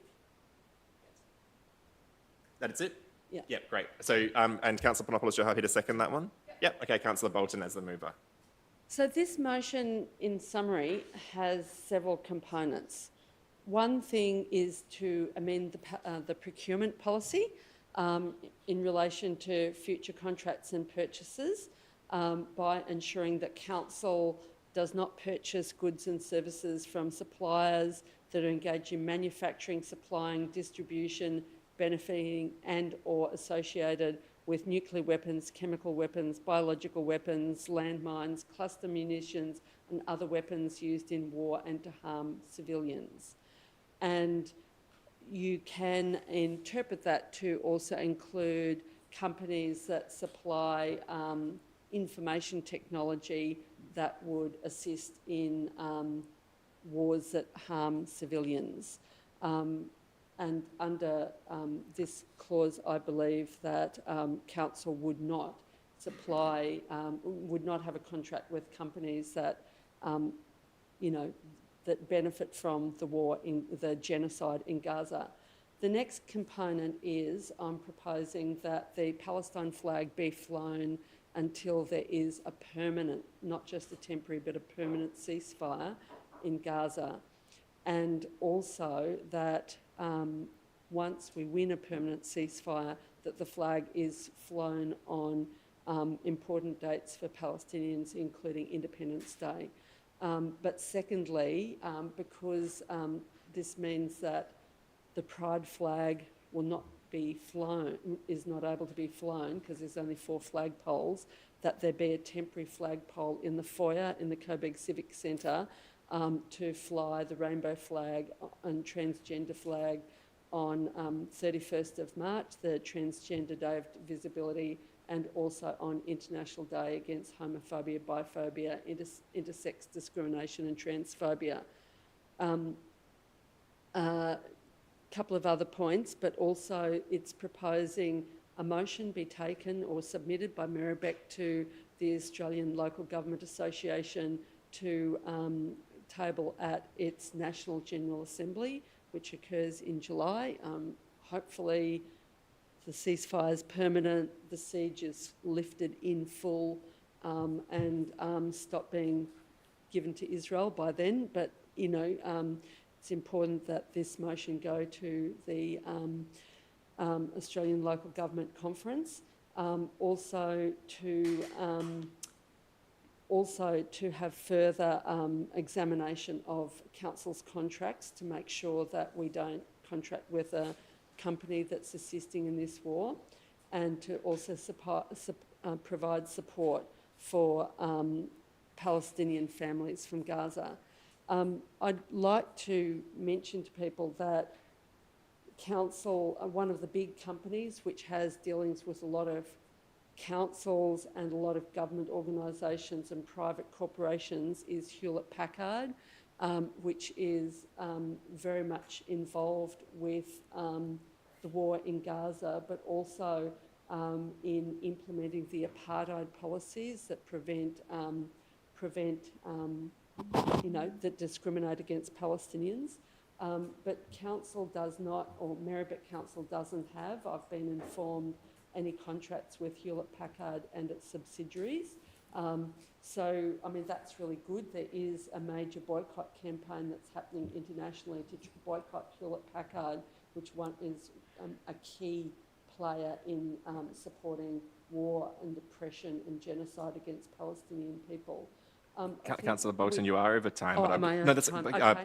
Yeah, do you want to just finish one or two more sentences? I'll just say, just in conclusion, that we heard from resident Helena just before about the impact that the solidarity and the importance of continuing to fly the Palestinian flag, because this is a full-on genocide. I've never seen the world's leaders prepared to starve an entire population to death and be prepared to deny medical, anaesthetic and all the medical supplies that are necessary for life.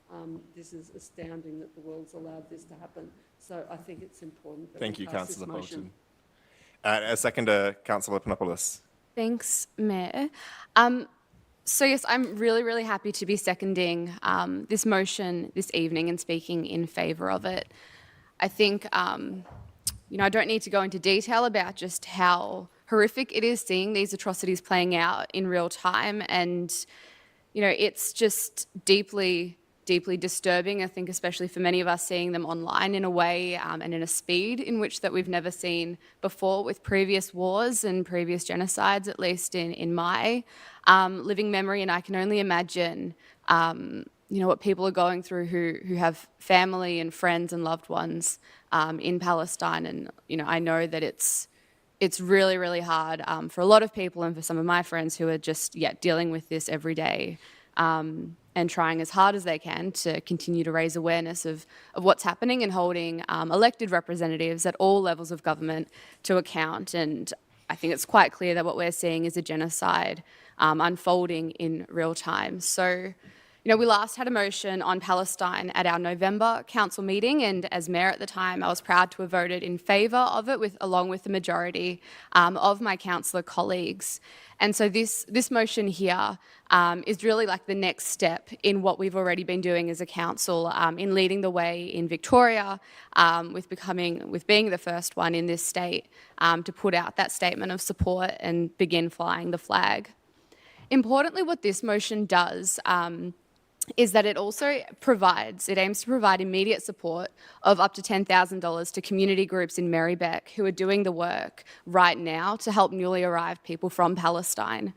So often, and this, I think we copped a lot of this at the end of last year when there was, I think, a lot of faux outrage about us taking a stand on a human rights issue. A lot of this so-called outrage is that it's all symbolism and that we're not doing practical things. And so here is a part of our motion where we are right now committing that, hopefully, committing that $10,000 to supporting those in our community who are doing the work right now. And I think that is something that is incredibly important, that we will be taking a stand on the big side of things, but we're also putting our money where our mouth is. So I just wanted to thank everybody in the community for getting in touch with us. I know that my inbox has been flooded, and I've been slowly making my way through those today. So thank you to everybody for getting in touch with us, for making sure that your voices are heard and that the voices of people in Palestine are heard and being amplified. And I think, it's really important for us to be clear on the fact that so many politicians and parts of the mainstream media are neglecting to realise that it's us at a grassroots level that are continuing to show up week after week and putting the pressure on. And so I urge all of you to continue doing that, because it is working, and it's what we must do to make sure that this issue doesn't lose focus. So I'm voting in favour of this tonight. Thank you, Councillor Panopoulos. Councillor Yildiz. Thanks, Mayor. I also want to vote. I will be voting in favour of this, but I just want to have my 3 minutes if I can. Some of you might be aware, I won't stand up because it's easier to sit down to read this, that back in November, I voted against a similar motion that was put up. Many of you are wondering whether I have changed my mind. Well, it's pretty clear. I want it to be known that I've always stood in solidarity with my local community on matters that I can influence. Some of our community have lost loved ones, while others have had their well-being and mental health drastically impacted. I've listened to community feedback, the emails, the texts, the phone calls, and of course the social media messages. There are many local residents in this municipality that have family and friends affected by the tragedy in Gaza. I've also been informed of the anguish and desperation of those who were affected by the events of 7th of October, where innocent people were killed and hostages remain. I know that this is an incredibly important international topic. I've always believed that foreign affairs are not matters for a local council, and for 16 years, as Mayor, Deputy Mayor and Councillor, I have not supported any international issue. Some people have suggested I voted on the Ukraine conflict in Canberra, but that is not true. I was 6 kilometres away. I wasn't even in the room when that vote took place. I was actually with another councillor from this council. But, ladies and gentlemen, it's tragic what is going on in Gaza. And watching the ABC report on Monday night was simply gut-wrenching. No one wins in a war, and I am personally deeply distressed by the events unfolding in Gaza right now. To those who live in this municipality that have lost loved ones on both sides of the conflict, I say I'm deeply saddened and feel extreme sorrow. I can't fathom that 31,000 people have died in relation to the events since October 7. 72,000 people are now left injured. The starvation that's going on. There are thousands of children, women and men that continue to be slaughtered. 90% of the population is forcibly displaced. The health system, education system has collapsed. Residential areas have been destroyed. And what is the saddest is 19,000 children are now orphaned. It's absolutely inconceivable that people in Gaza do not have access to clean water, food. They have limited electricity and basic services, including phone lines, and their internet has been cut. As human beings, we all deserve basic human rights. And if we can influence a peaceful settlement to this war, then we should do so. I agree that there needs to be an immediate and permanent ceasefire. As a local council, we have not influenced any government, including our own, in stopping this war. The motion put up by Councillor Bolt in November 2023 was successful, even without my vote. But it has failed in stopping children becoming orphans. I doubt any of the points in this motion will influence and will stop the war. But if supporting this motion signifies that I do care and I do want a ceasefire, then I will back it. I really believe we must do our bit in lobbying the federal government in particular to demand an immediate ceasefire so this conflict stops. Sorry, Mayor, in concluding, if my community believe that the flying of the Palestinian flag on the council chambers has significance, and if flying the flag demonstrates our solidarity with the innocent, irrespective of which side they are in conflict with, then I say let us fly that flag until the ceasefire is called. If the motion changes the outcome of the war, then I'm absolutely in favour of it. Councillors, and to those in the gallery, I will be supporting this motion and I absolutely intend to vote in favour of it. No one wants war and no one wins. I do not want this chamber, who are here elected to serve the community of Merri-bek, to become divisive over issues which it cannot influence. But we are past the blame game right now. I now ask the leaders of the developed countries who do have the ability to influence the tragedy in Gaza, to demand an immediate ceasefire in Gaza so that the innocent are no longer killed. Thank you, Councillor Yildiz. Yes, Councillor Conlon to speak. Thank you. I guess first want to acknowledge the change of position by Councillor Yildiz. I think that's great, and I think that's, on the one hand, you're sort of raising doubts or questions about the efficacy or legitimacy of this type of motion and the sort of activism that's going on. But I think, like, your change of heart is kind of proves the point that this type of movement changes hearts and minds, and if it changes the hearts and minds of politicians, that's who we need to change in order to win this. So I think it shows that the community campaign is winning. Yeah, and also thanks to Sue Bolton for moving this motion. It's extremely comprehensive. I do think it's sort of pulling all the kind of levers available to council, albeit limited levers that we have. So we've got the amendment to a procurement policy to make it clear that we don't want to do business with genocidal Israel. We also don't want to do, we want to raise the Palestinian flag in solidarity with the Palestinian community. The advocacy motion there for the Australian Local Government Association is an important one as well. That all sort of gets fed through to sort of federal advocacy processes.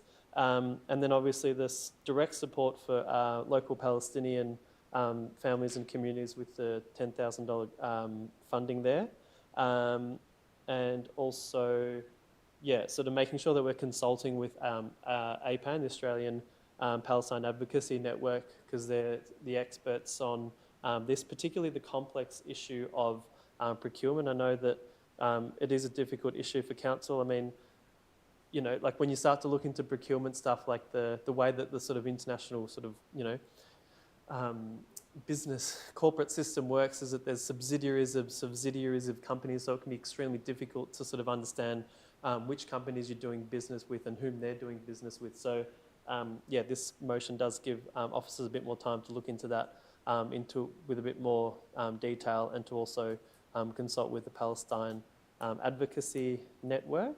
I think the other point I want to talk about is the fact that there's been a lot of talk about, or nervousness from within and around councils about council taking on the issue of Gaza. I mean, the reality is that we haven't been, well, I certainly have not seen any hate mail or a deluge of sort of abusive or problematic communications. This and the last meeting, I've received over 80 emails each time, which is a lot for a council meeting, absolutely in support of this. So if anything, the sentiment is overwhelmingly positive. I think that's worth noting, because I don't think the fears around this are necessarily warranted. The community has shifted, and I think we need to get our heads around that. The world's moving on, and we're seeing through the propaganda.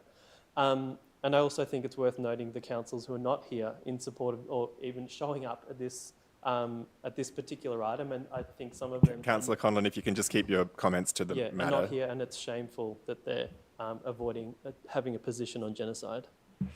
Thank you, Councillor Conlon. Does any other councillor wish to speak to the motion? Well, no one's spoken against, so, but I'll speak to the motion quickly. So yes, thank you everyone for coming along, and thank you, Councillor Bolton, for moving this motion. I think, as we heard tonight, this week Ramadan started, and the focus of Ramadan is about community, about prayer, about faith, about connection, and it's begun at a time where the bombs are still dropping and the people are still being killed in Gaza and in Palestine. And I can't imagine the heaviness that must put on people in our community who have family members and friends and who are connected to the Middle East in some way, trying to go about your daily lives, and yet having that hang over you every minute of every day, worrying whether your family and friends are still with you in Palestine. I think also I've heard of people describing being Muslim in a Western country as really dislocating, because Western governments so often talk about how we need to protect human rights, but then when you look at what is happening in Gaza, so many governments remained silent for so long, or still aren't doing everything they can to stop the genocidal acts that are happening, this genocide that's happening. And people who are Arab or Muslim or brown think, is it because the Palestinians are brown that Western governments aren't speaking up in favour of human rights? But it isn't obviously just hard for Arabs and Muslims in our community and around the world. It's hard for so many people who are going on social media every day or turning on the news or opening a newspaper and seeing more photos of or footage of people being killed, being injured, of starving to death, of buildings being destroyed, decimated history and culture, important sites that have been around for so many years just being blown into dust and people inside those buildings. So I think it's entirely appropriate that we as a council have a position on this. It's obviously affecting members of our community. Also, I believe it's the only way that change happens is that more and more people get involved and speak up. And that's what we're seeing. We're seeing people change their hearts and their minds. We're seeing more people turn out to rallies and getting involved in calling for a ceasefire and for peace for Palestine. I'm really proud that Council's been part of leading the charge at a local government level in Victoria and in this country. And I'm pleased for this motion tonight where I hope we will vote to continue to fly the Palestinian flag until there's a ceasefire, also provide that direct support to local groups, and look at what we can do within our control to make sure we're not doing business with companies that support weapons of war. So I'm over my time, but I'll be supporting this, and I hope all other councillors do too. Yes, given we didn't have someone speak against, we don't have a right of reply, but the next motion perhaps you can... Yes, I understand. Yes, that's just our governance rules, unfortunately, Councillor Bolton. But we'll move on to a vote, and there is another Palestine item up next. So all those in favour? Okay, I declared that carried unanimously. So we'll move on to item 8.1. Yeah, and yeah, it is now. Yeah. Move on to item 8.1, signing of statement on Palestine. Notice of motion from Councillor Sue Bolton. This motion is consistent with the motion moved in November as well as the motion we just passed.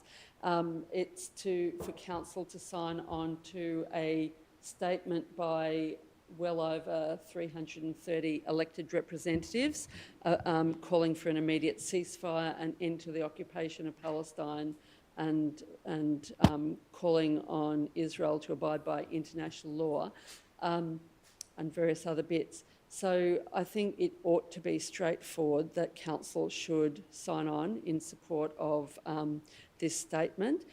There's a view that we want to get local governments to sign on to this statement. And I think while each of these motions doesn't necessarily resolve the issue of stopping the genocide, it's similar to the process of what happened during the Vietnam War, when there was a huge international movement of people moving motions like this, having demonstrations in the streets to try and bring that war to an end, which caused untold suffering in the same way that the genocide against people in Gaza is causing untold suffering. It seems that many of the world's leaders are prepared to accept many tens of thousands of people being killed.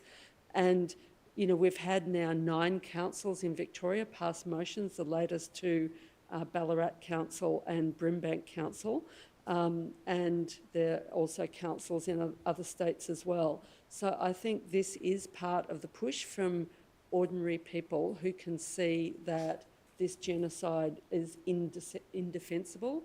83% of Australians think there should be a ceasefire. So that is, and that includes a majority from all parties, including supporters of the Liberal Party. So that means, you know, the world's people are against what's happening. They can see this is wrong and cruel and inhumane, and it is just particular leaders in the world who've got vested interests who are supporting this genocide. And it is similar to politicians during the whole Nazi period who were willing to turn a blind eye to what was happening in the concentration camps, I believe. So I hope my fellow councillors support this motion. Thank you, Councillor Bolton. And sorry, I neglected to get a seconder for that, but Councillor Conlon to second. So Councillor Conlon as seconder. Yeah, no, just nothing really further to add other than, yeah, I think council should sign on to this statement. As Councillor Bolton said, there's over 300 people who have signed it, including many elected reps. So the more elected representatives and organisations that sign it, the better. Thank you, Councillor Conlon. Does any other councillor wish to speak to this motion? No, we'll put that to a vote. All those in favour?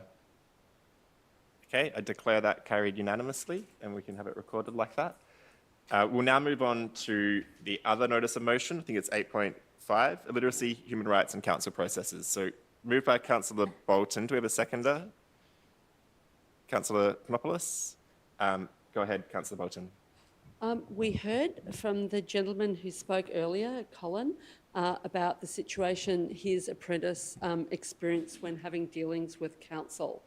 And so my motion is calling on council to review its processes and practices to ensure the human rights of people who have learning or cognitive difficulties and who may not be able to read or write, that they're not discriminated against in the interactions with councils, and to request that officers investigate measures which can be taken to ensure that people who have learning and cognitive difficulties and who may not be able to read and write are able to exercise their rights to make a complaint, and also review any complaints where an issue of discrimination on the basis of a learning or cognitive disability, including illiteracy, may apply.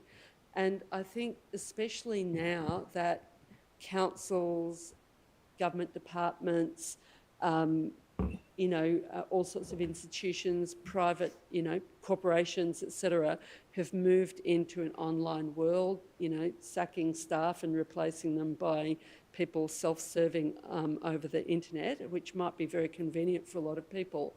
But this is leaving people behind, and especially people who aren't able to read and write, and it's not good enough for organisations to just say, put it in writing. There needs to be a process whereby people can exercise their human rights in dealing with councils and other organisations. I actually advocate for a man and his son who are in a similar boat, who are illiterate, who were displaced from public housing in West Brunswick.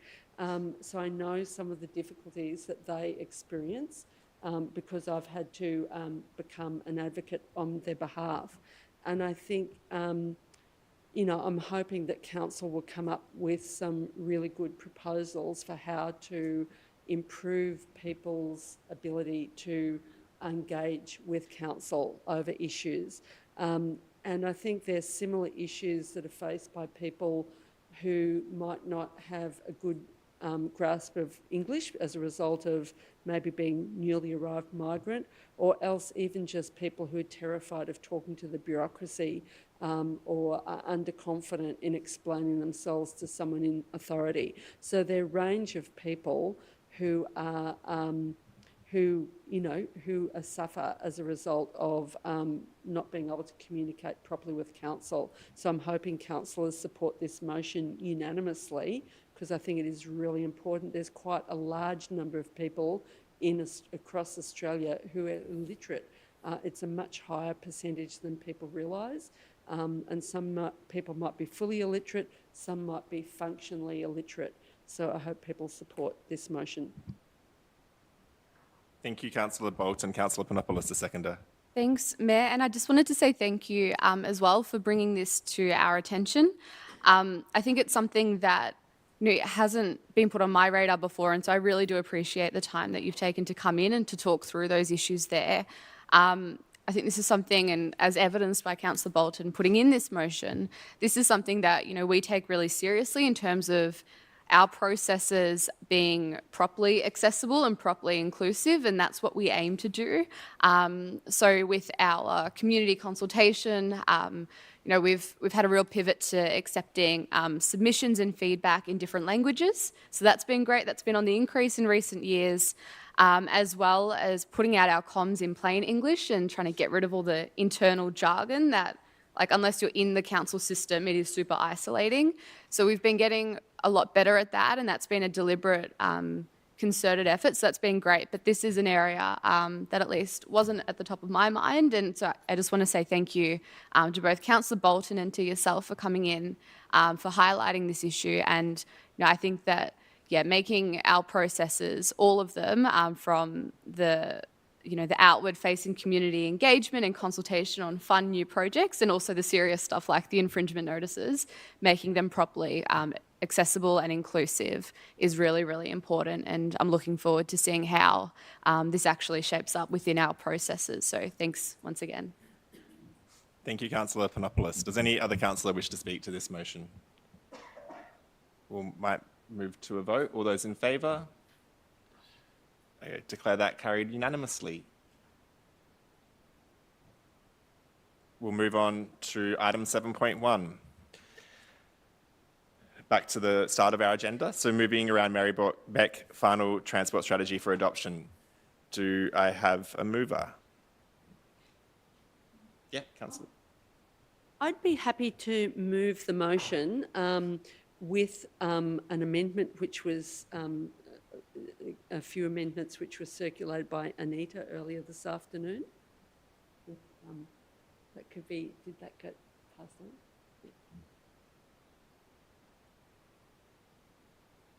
Yeah.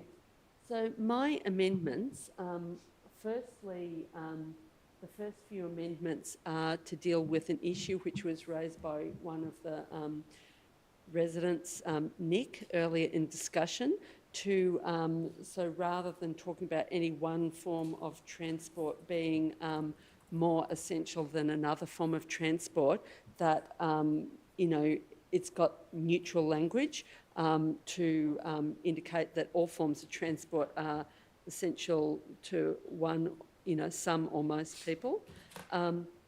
Then it's got an amendment where the strategy talks about improving bus services. It talks about bus services in Fawkner.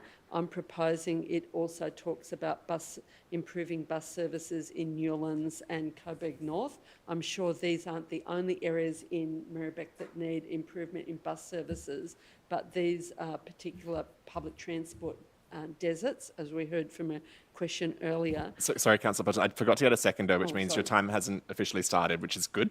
So, sorry, does anyone want a second?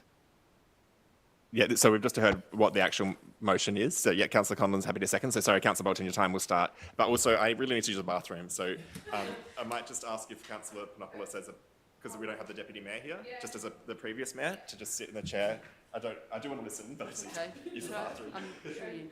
So go ahead.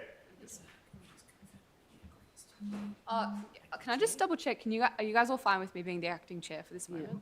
Oh, sorry, do I need to vote for that? I mean, there's consensus. So. Great. Okay, Councillor Bolton, if you wanted to speak to the motion, and time just starts. the last part of the motion is to note that Council is collecting traffic volume and speed data on Stockade Avenue and Pentridge Boulevard and Coburg to inform Council submission to the Department of Transport for a lowering of the speed limit to 40 km an hour plus other safety measures. So I won't speak in detail about the transport strategy. I think it is much improved as a result of the community consultation. So it's got, a number of different action components in it, in particular about making our streets safer and differentiating between streets which are really, for people passing through, and streets where people are going to be sticking around, which really need to be strongly pedestrian friendly and friendly in terms of other forms of active transport. So I think it has done quite a good job. So I'd like to commend the motion to people. But yeah, that was, I just wanted to speak in particular to why I made some amendments. Thanks, Councillor Bolton. Councillor Conlon is a seconder. Yeah. The main things that one of the main things that stand out for me in the strategy are some of the stats. So Merri-bek has the second highest crashes in the M9 area, the broader sort of region of councils, and we're only behind the City of Melbourne in terms of crashes. So there were 621 crashes involving hospitalisation in the last 5 years in Merri-bek. 600 of those involved a pedestrian or a cyclist, and there's been 12 deaths in 5 years. So there's really concerning statistics. Nationally, last year was the deadliest on record in Australia, with over 1,200 people being killed by cars on the street. Globally, to situate it globally, vehicle crashes are the leading cause of death for people aged 5 to 29.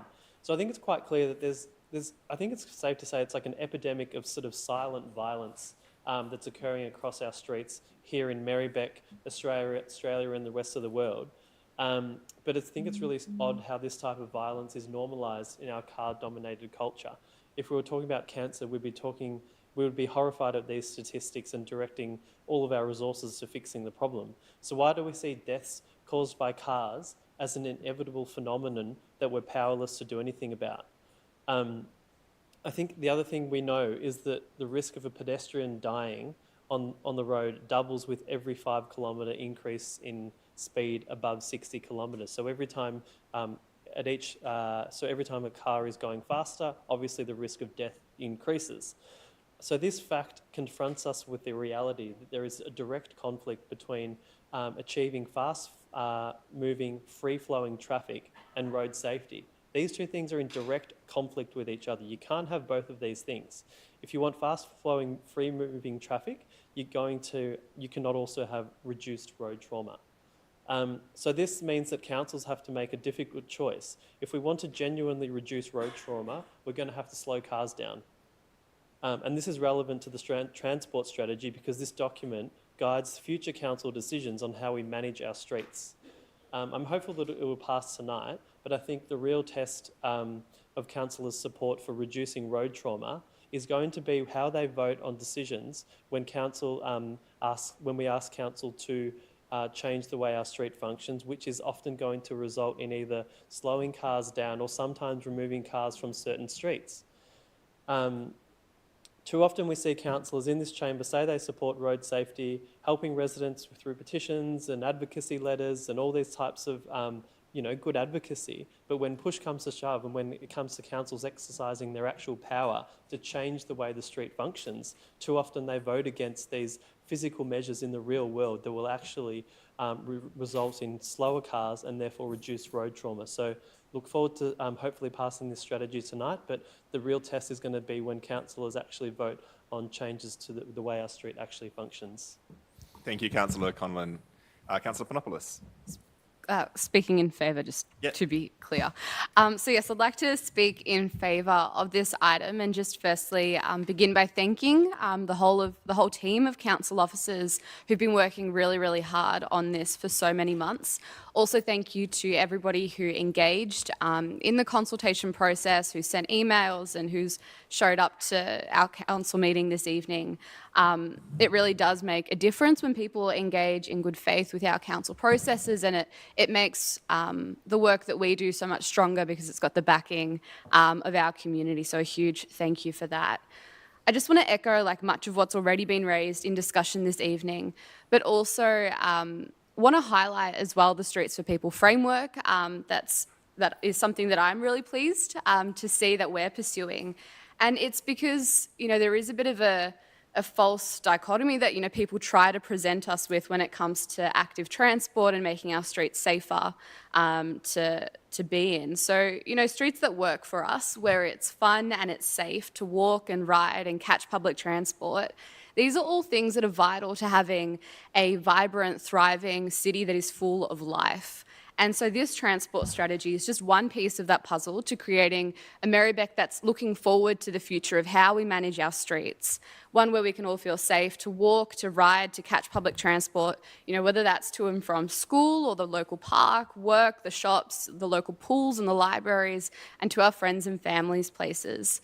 So, you know, this is just, as I've said, one piece of that puzzle that I'm keen to see some of that really future focused work at council, and that's the stuff that gets me most excited because it's really what we're here to be doing to making our streets safer and our city more enjoyable and more livable well into the future. So huge thank you to everybody who has played any part in this, whether that's been big or small, and I'd urge councillors to vote in favour of this item this evening. Thanks. Thank you, Councillor Panopoulos. Does any other councillor wish to speak to this? I might just briefly thank everybody who has gotten involved. We do have a very passionate community calling for a lot of changes to our streets to improve safety, to improve experience of people in our community and city, and also to make it just easier and safer to walk around and to ride particularly. And I know so many of those people gave their input into this transport strategy. We had lots of feedback from community. We went to a lot of different groups. We talked to our Sustainable Transport Advisory Committee, which is full of local residents who have extreme expertise and interest and passion on these issues. So it's been put together over a long time, really, and through a lot of effort from our community, but also from council officers, and really huge credit to the council officers who've kind of shepherded this process. It is a point of conflict in our community at times and tension. So just wanted to acknowledge that. And I also agree with Councillor Conlon's statements that, the strategy is one thing, and then kind of the projects and the work we do is the other thing, and that's super important. And we need our community to continue to follow each step along the way and continue to put pressure on us to make sure we're living up to this strategy that we're setting. So yes, that's all I'll say. Any other councillors wish to speak to this? Move towards a vote. All those in favour? Yeah, okay. I declare that carried unanimously. Thank you, councillors. On to 7.2, trial road closures, Pearson Street, Brunswick West and Barrow Street, Coburg. Councillor Riley to move. Councillor Conlon to second. Councillor Riley. Thanks, Mayor. Look, I'm really pleased to be able to move this motion and have Councillor Conlon to second it.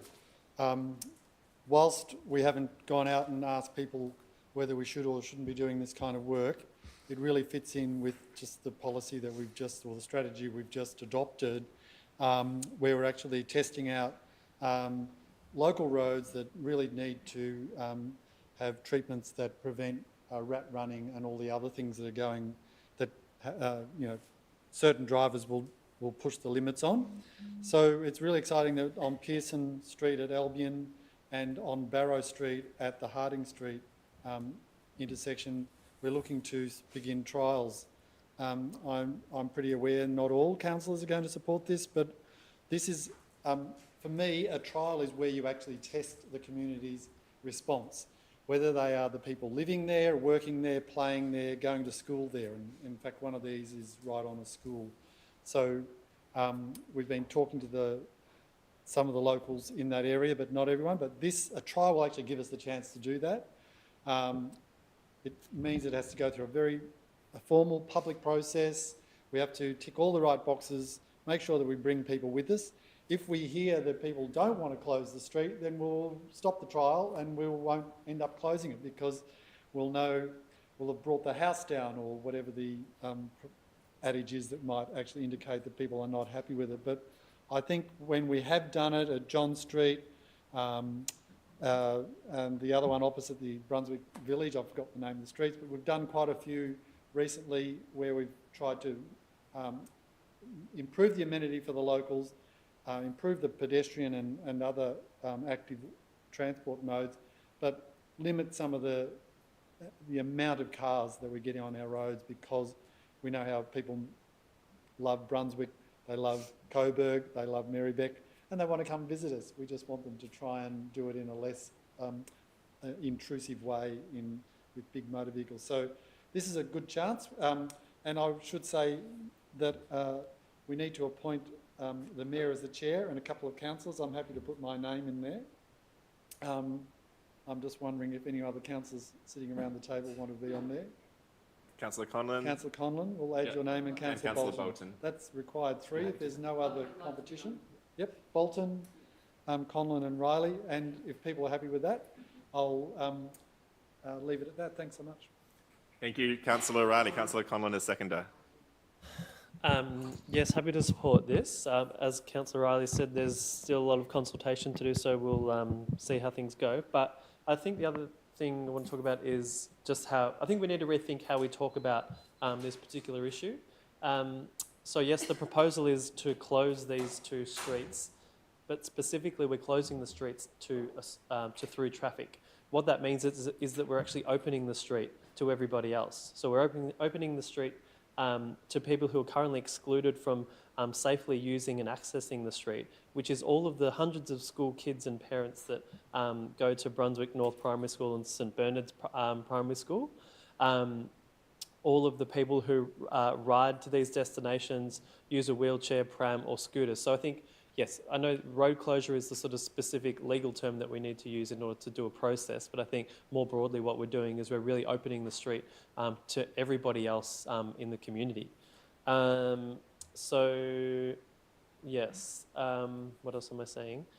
So yeah, I think it's worth thinking about like the vision of what this type of thing does. So if we think about the ride to school programs that we run where we close to people who are currently excluded from... Councillor Tapanos, if you can just mute yourself, please. Yeah, thanks.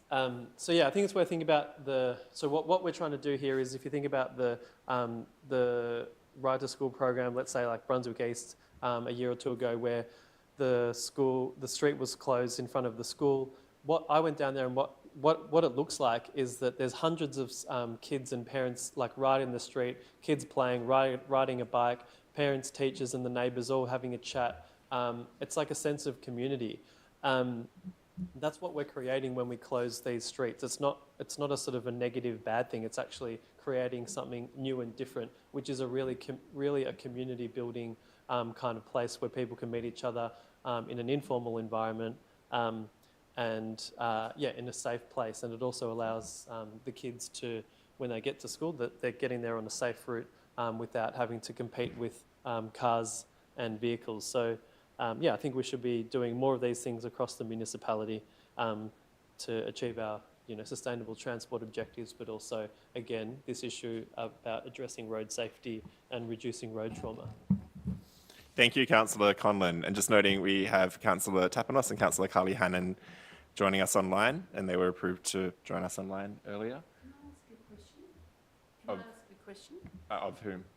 Probably of the council officers. Sure, yeah, go ahead, Councillor Wilton. I was wondering how long the trial is going for, because I think the motion needs to have it specified that it'll be 12-month trial, 6-month trial, or whatever sort of trial it is. And the motion itself, I know that the title of the motion mentions trial road closures, but it doesn't use the word trial anywhere in the motion. And so that, for some people who just copy and paste the motion without the title, it won't be obvious that it's a trial. So Director of City Infrastructure, Anita, would you like to respond? Thank you, Mayor, and through you. So, Councillor Bolton, the word temporary barriers is the thing that indicates the trial in the first... Temporary barriers in the clause 1. So that's what indicates the trial. In terms of the time, I probably need to take that question on notice, but my understanding is the statutory timeframe is 12 months. So I believe that's 12 months, but I'm not 100% sure. It's a statutory requirement under the Road Management Act, I think it is. So Anita believes it's 12 months because it's it's all a statutory process. It's all specified in a different part. But you could potentially, are you satisfied with that? Yes, it is 12 months. I've just had confirmation. Is 12 months. I'd like to move an amendment then. I've just got to work out where to put it to indicate that Yeah, it sure. is a 12-month We'll just see if trial. there's other speakers and then you can have some thinking time. I want to speak briefly, but are there other councillors that wish to speak to this item? Councillor Carly Hannon? Yeah, I'd like to speak against, so I'll go before you. So, yeah, I feel like this is really, for me at least, come as a massive shock. And to hear that this is a 12-month trial, I mean, this is a huge, huge endeavour. I have not had a single resident contact me about this, which means that our residents definitely don't know that we're suggesting this trial. In terms of Pearson Street, like, that street for that local area is the only street that's segregated, where you've got the traffic going either side with a nature strip through the middle. It's a massive thoroughfare for local traffic, like just that Brunswick traffic. All the roads around there can't handle any of the kind of traffic that Pearson Street handles. Like Albion Street, if it were to just hold the traffic trying to get onto Melville, would be backed up so far, it'd be turned into Craigieburn, like in terms of trying to get out of your suburb. And for safety, like this is a primary school we're talking about, and you want to suddenly divert all of this traffic onto all these other little local roads that don't have the kind of safety features, the lollipop lady, any of the things that Pearson Street has. Like I can't see how this is going to work. And it looks like Kent Road on steroids for me, like in terms of how this is going to destroy us for the next 12 months. Thank you, Councillor Carly Hannon. I'll just speak briefly. I hear other councillors' concerns about this. The first part of the process would be not to install the barriers, but to start the kind of formal consultation process. That'll happen before any barriers are installed. So I do share some concerns. I know I used to use Pearson as a rat run, and I know, and so, you know, partly council officers coming to us because someone like me who is interested in safety on our streets, I still do some rat runs. And so closing the road would help prevent even people who are intending not to do that, you know, to stop doing that. So that's part of the point, right? But I also hear that, you know, people will feel pretty passionately about this. So I'm happy to support this because it does start with consultation before it goes out into installing infrastructure. That didn't, as far as I'm aware, didn't happen with Kent Road, given the kind of COVID trials. We kind of built it and talked to people as we were building it. So, yeah, look, I'm happy to support this as it stands. The council has had some conversations with the schools. It's also, I think, a good thing that council is trying to align its ride and stride kind of behaviour change programs with its infrastructure programs, because it's both that prevent people from getting involved in active transport. So happy to support this, start the engagement. If we're starting to get big no's, I think council should really carefully consider its position, because I don't think we want to start a project that's in the face of strong community opposition. Like there's other areas of our city that are calling for road closures. So yeah, I take that point on. Sorry, Councillor, so that's me done. Councillor Bolton. I'm not sure whether to abstain or vote against, because I feel before I would be comfortable voting in favour of this, I'd like to see some analysis about the likely impact of a road closure, because my experience, or you know, since I've been on council, is usually when a road is closed, it causes flow-on effects to other places.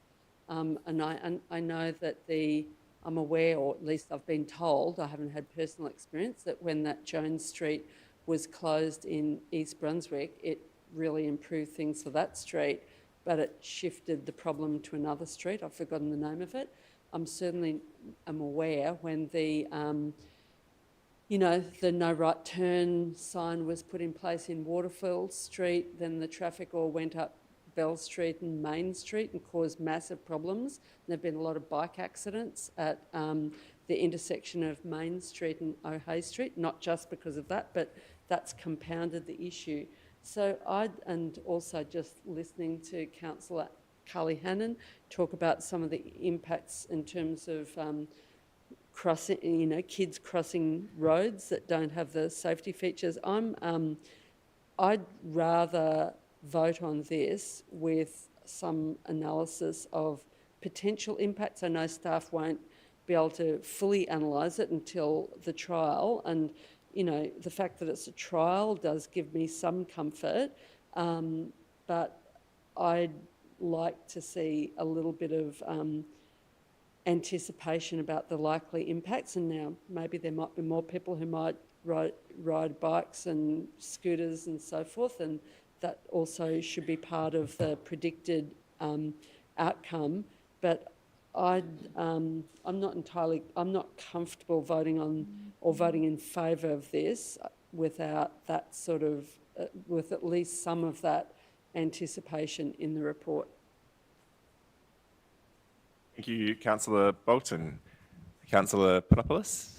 Thanks, Mayor. I'd like to speak in favour of this item, and I'm supporting the officer recommendation. And I'd just like to be really clear as to why. So, you know, we just had this great discussion about our transport strategy and all of these things about creating streets for people, and really exciting future-looking projects and overarching goals in that strategy that we just passed. And so this is about putting into action what we literally just passed in our transport strategy and creating streets for people. I also want to be clear and echo what Councillor Conlon said about how we should view this. This isn't like a road closure. It's actually like a road opening. It's about us actually taking a moment to stop and think, who are we opening this up for? And so importantly, these sorts of projects, opening up our streets, it's supported by the local schools in terms of the Ride and Stride program. And so that is a vital piece of the puzzle as well. This, just to be really, really clear, like this is about doing consultation and then undertaking the road closure experiment. So a further council decision, I believe, is required before the barriers would be installed. And so, you know, this is about going out, testing the waters, seeing what the community think. We've got this proposal, we've talked with the schools, we're going to ask the residents and the users of these streets, what do you think? And then it's going to come back to us for a decision.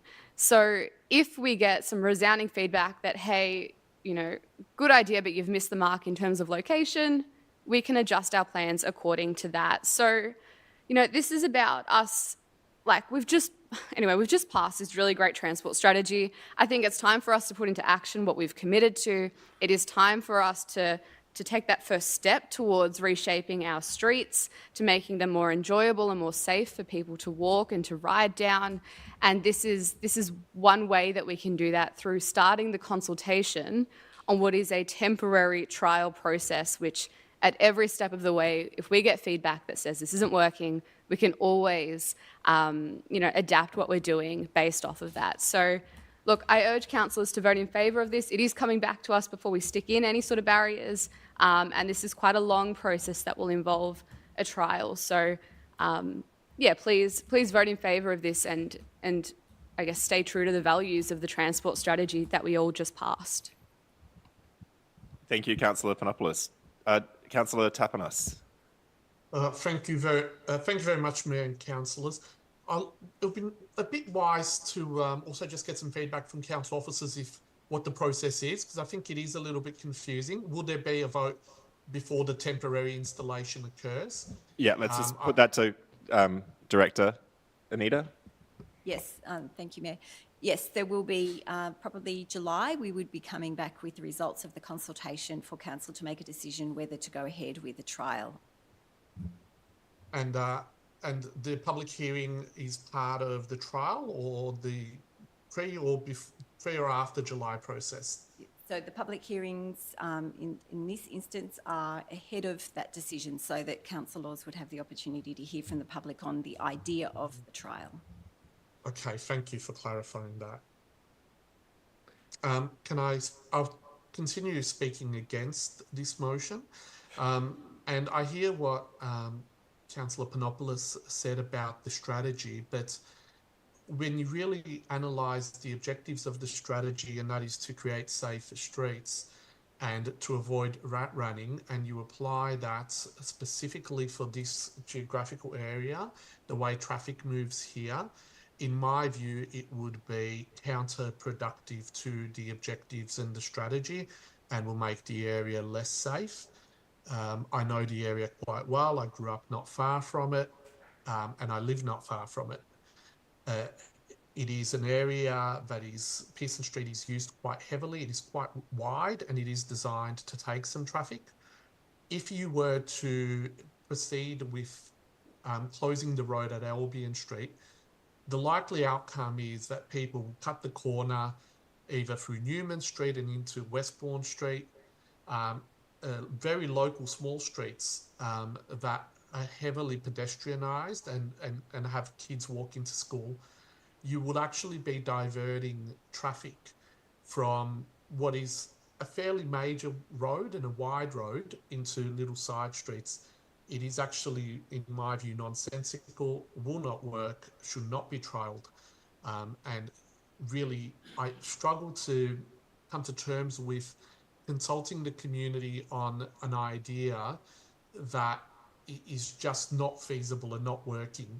It would be better to pretty much vote against this now and just stop this in its track here, because the way it has come about is one through the policy, but it really hasn't been applied, in my view, to these specific areas. And really what should occur is more of a traffic survey to see what the implications will be of actually closing the streets, because it would be nice for councillors to make this decision because we all agree with the strategy that was just passed. But in reality, we've actually made a decision that's resulted in an outcome that's contrary to that strategy, an outcome that is less safe for everyone. And I think that would be a really great shame. So if you really think about it and just visualise, if you were driving down Pearson Street, what do you do when you get to Albion? You cut the corner in suburban little streets, causing traffic chaos for all of the residents, both east and west of Pearson Street. To think that we can close this as a rat-running loophole by diverting people to Sydney Road or even Melville. Granted, Melville's a little bit closer than Sydney Road, which is about 1 kilometre away, is not realistic. People are not going to say, I'm not taking Pearson Street, I'm going to go to Sydney Road. I'm not taking Pearson Street, I'm going to go to Melville. What they're going to say is, I'm taking Pearson Street and then I'm going to cut through all the little side streets to get onto Albion, and it would be a really, really bad outcome. And I just think that it's crazy going down this path. Even Thank you, Councillor Toppinus. You're over the time. Do we have any other councillors that wish to speak to this motion? We might move to a vote. Or Councillor Rada gets a right of reply. Just briefly, thanks. Look, a really good debate. You know, I do say it's really good for people to be reading the agenda and anticipating these things and coming to briefings. I was an apology last night because I had to be somewhere else, but this excites me. This is not about closing a road. It's actually about closing an intersection on the road. That means that popular intersection that's really siphoning off a lot of traffic in Pearson Street that should be using Melville Road. Precisely, Councillor. That's exactly what Melville Road's there. It's a major road. That's what we want them to use. This is why we're proposing this. We're not putting the barriers up immediately. We're going through a public process. You'll have another gateway where you'll have your say. So I think to close this down before you've even given it a run on a conjectured traffic survey, what the heck does a traffic survey prove? And who knows what you're really talking about? This is about actually testing it out, seeing what's going to happen, what the flow-on effects are. The trial will actually flush these out. A survey won't do that. People will be trying to imagine. It does inconvenience the people in the street because they can't go to the north of their street to get out, in both of these intersections actually, because they're very similar geographic locations. The traffic will be forced to go south. Yep, they have to go a few more metres to get out of their road to join Melville, or where, if it's the case for Barrow Street, to join Sydney Road or Lygon, or Holmes Road, or those streets that continue from Lygon Street. But this is the point of it. It's to test it out. One's got a major school there. I have had residents, councillors, who've been writing to me for years. This is my 7th year. I've been getting, particularly on Pearson Street, letters from residents about the safety and the issues. Look, I'm just going to leave it there. This is a really good thing for us to be trying to do. We shouldn't be shutting it down before it even gets a go. The officers have done some really good work, and I respect their professionalism in this case, in every case, but in this case particularly tonight. Mayor, can I propose we vote on them separately, the two, one each? Okay, yep. Well, it doesn't quite work. So we had a proposed alternative raised by Councillor Tapanos. Councillor Tapanos, are you considering moving that? I'm happy to move an alternative to remove Pearson Street trial, if that helps in the discussion and the debate. But I'm also happy to just vote against the report as a whole. Yes, yeah. Well, okay, so would anyone want to second that amendment? So it would be, that it was circulated earlier today, where it would just removes Pearson Street and starts the process around a trial of Barrow Street and Coburg. So would anyone want to second that amendment? No? Okay, well, then we'll just move to voting on this as a whole. Cool. All those in favour of this motion? Councillor Riley, Councillor Pulford, Councillor Panopoulos, Councillor Conlon. All those against? Councillor Davidson, Councillor Tapanos, Councillor Carly Hannon, Councillor Yildiz, and all those abstaining? Councillor... Let's get a division on that, please. Okay, yeah, so division. So I can just do that again then. All those in favour? Councillor Riley, are you going to vote for that? Yeah. Councillor Riley, Councillor Pulford, Councillor Panopoulos, Councillor Conlon. All those against? Councillor Davidson, Councillor Tapanos, Councillor Carly Hannon, Councillor Yildiz, and those abstaining, Councillor Bolton. So I declare that lost. We'll move on to item 7.3, naming a place at 33 Saxon Street, Brunswick, proposed shortlist. Councillor Riley to move. Do you have a seconder? Councillor Tapanos. Thanks. Thank you, Councillor Tapanos, for seconding. Thanks, Mayor. Look, this is rather exciting. Saxon Street is a property that we took over 10 years ago when we upgraded the Brunswick Baths, and thankfully Council had the wisdom to keep this property in Council's hands, and it's now become a very important feature of Brunswick for the arts community and for many other community groups in and around Merri-bek. So the naming of this is really important. There are 7 names up that people will be able to have their say about. I won't read them all out. Some of them are more, may need a little bit more explanation when you're voting, but hopefully that will come with the vote so you can actually decide why you want to, if you want to support a name. I actually say I prefer to vote for something that's more general rather than naming it after people. I know many cities like to acknowledge people, but I must say I'm sort of wanting to embrace bigger notions and ideas. So I think some of the names that are going up here that have, for example, some of the Indigenous Woiwurrung language names, Doreen means pride, for example.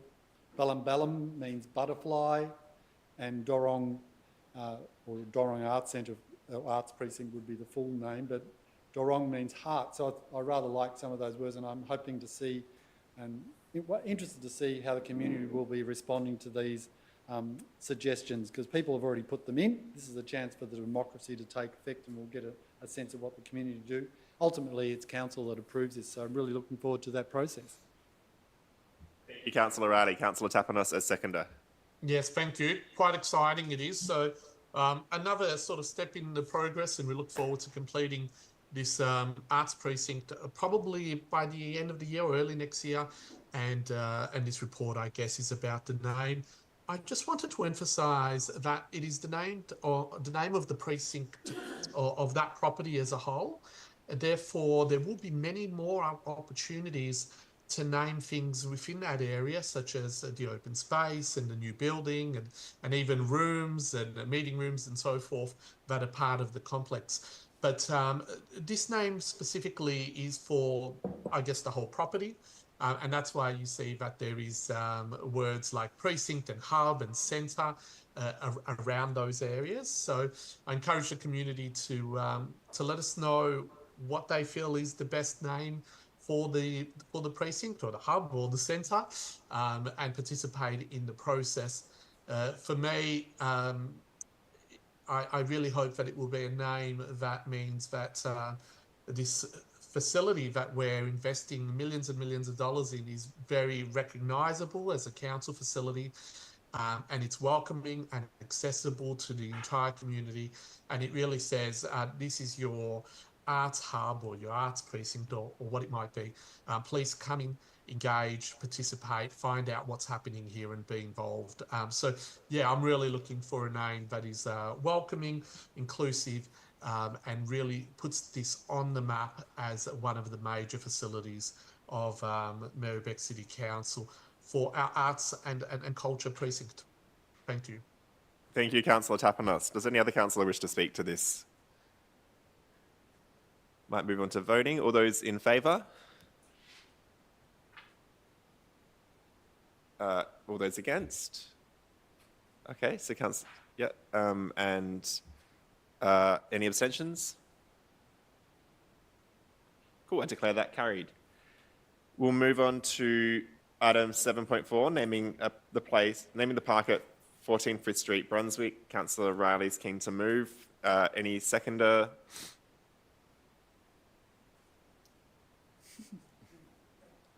Councillor Panopoulos. Thanks, Councillor. Thank you, Mayor. Look, this is another similar process where people have suggested names for one of our new parks that we're creating open space in and around Merri-bek, particularly in Brunswick, where there's a dearth of it. You can have a look at our Park Close to Home program and look at the heat maps that show where there are demands, the red, the yellow and the green areas for priorities. Frith Street is between Sydney Road and Lygon, between Victoria and Albert. It's in my hood, so I'm really excited about this. It was a former Fletcher Jones factory, and Fletcher Jones Park is one of the names that's up for a option here. Again, I won't read out all the names. I think people can do that once they get to the conversation moorland or the place where we'll be able to do the voting. But I do want to give a plug for the Yubbup Park, which is actually Wurrung language for parakeet. Again, I'm just expressing that as being one of the options for you to consider. But I know that one of our councillors put up Fabrica Park, which is in recognition of many of the migrants and the Italians particularly who speak Fabrica, which is the Italian word for this. It coincides with the sense of a name for Foundry Park. So this is really part of Brunswick where we had a lot of the textile clothing and footwear industry. Much of it was shut down in the 80s, but this is a throwback to it. The other part of the building on the corner, we're keeping some of the building. It's got a heritage listing, and it's going to be a beautiful park which will have this really urban feel for it. So looking forward to getting a great name. Thanks. Thank you, Councillor Riley. Councillor Panopoulos, the seconder? Nothing further to add. Any other councillor want to speak to this motion? Do you want to? Just briefly as well. Councillor Tapanos? Really, yes, thank you. Just briefly, I like to do some more research into some of the names that have been proposed, but I'm happy to vote for it tonight to go through to the poll. Yeah, there are some names there of Fletcher Jones and Franco Cozzo, but I think we need to do some more research into those names and their connection to the local area. Fabrica is an Italian word that means factory, and I think that's a fantastic suggestion because it commemorates what the site was. It's very contextually appropriate.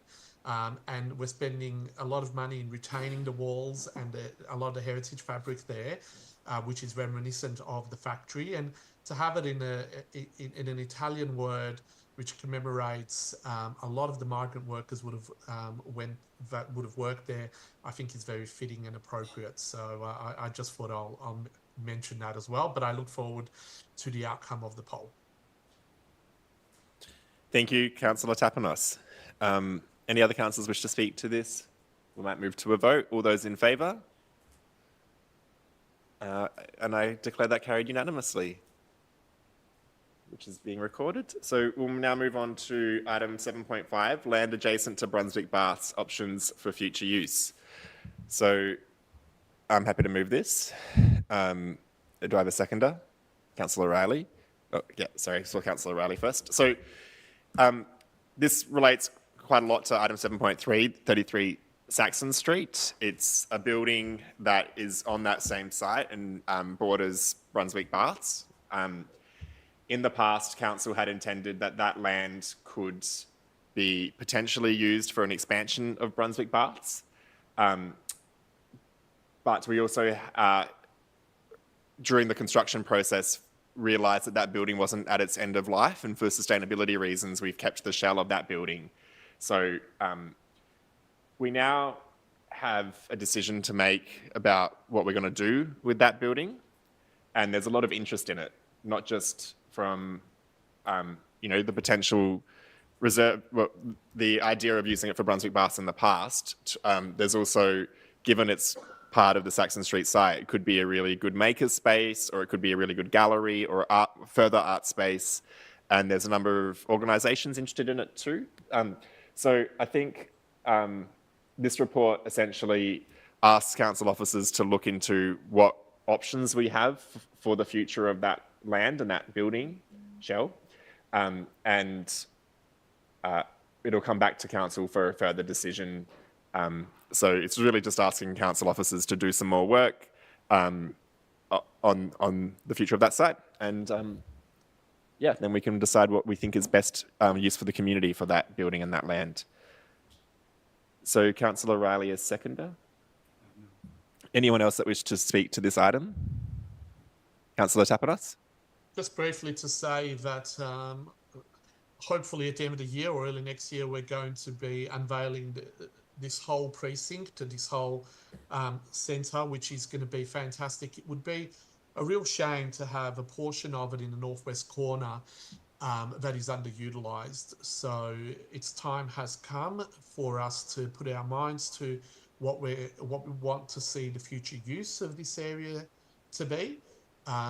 And I note that the Brunswick Baths does require an extension, but I also note that the precinct has been designated as an arts and culture precinct, and a use around the arts and culture will be very complementary and also bring a lot of people into the area, engaging and using the new facilities that we're building there. So I'm really excited to see what comes out of this piece of work.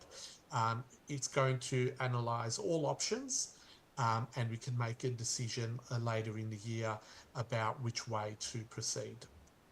Thank you. Thank you, Councillor Tapanos. Does any other councillor wish to speak to this? Might move on to a vote. All those in favour?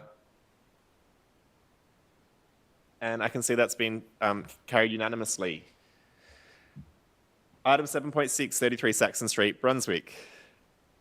Lots of reports around this block of land. This is a user and tenancy framework. Councillor Riley's got his hand up. Seconder, Councillor Panopoulos. Councillor Riley. Thanks, Councillor Panopoulos. Thanks, Mayor.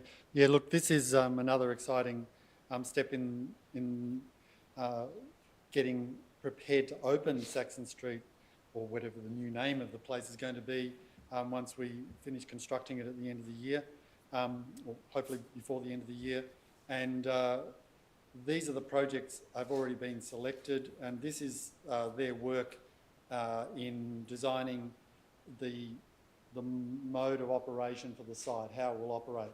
It'll be quite similar in my reading, and I may be wrong, but on the way that 33 Saxon Street was run, because it was actually, these are the projects that ran that, and I was quite relieved to see that they got this tenancy management for us, because they are one of the standouts, I think, in the arts community for managing sites.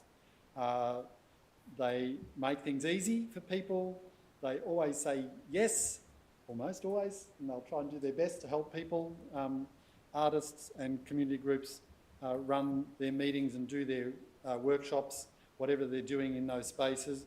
This is going to be an opportunity for us to raise rent and revenue, which is much needed for council. We rely too much on rates. This is another way of sort of broadening that and helping meet some of the costs of running the site through some other leases, but which will sort of affect the way the tenancy and the uses happen. But like we just voted on the other little bit of land to the northwest, once we settle that, we'll get that sorted too, and hopefully it'll fit, whatever we put in there will fit very well with the other users of the site and the open spaces there. So it's really exciting. This is a lot of the detail. People can read about that.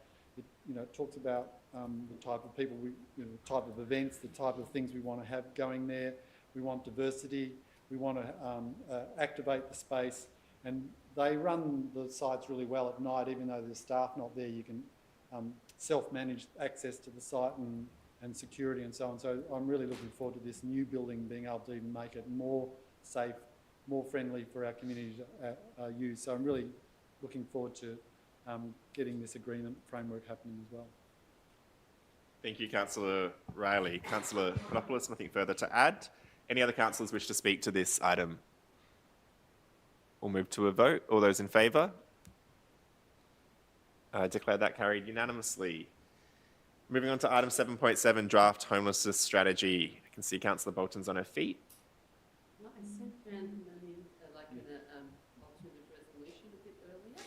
Yeah, so we'll just get that on the screen there. Do you want to start talking to your alternative? Yeah, there it is. Yeah.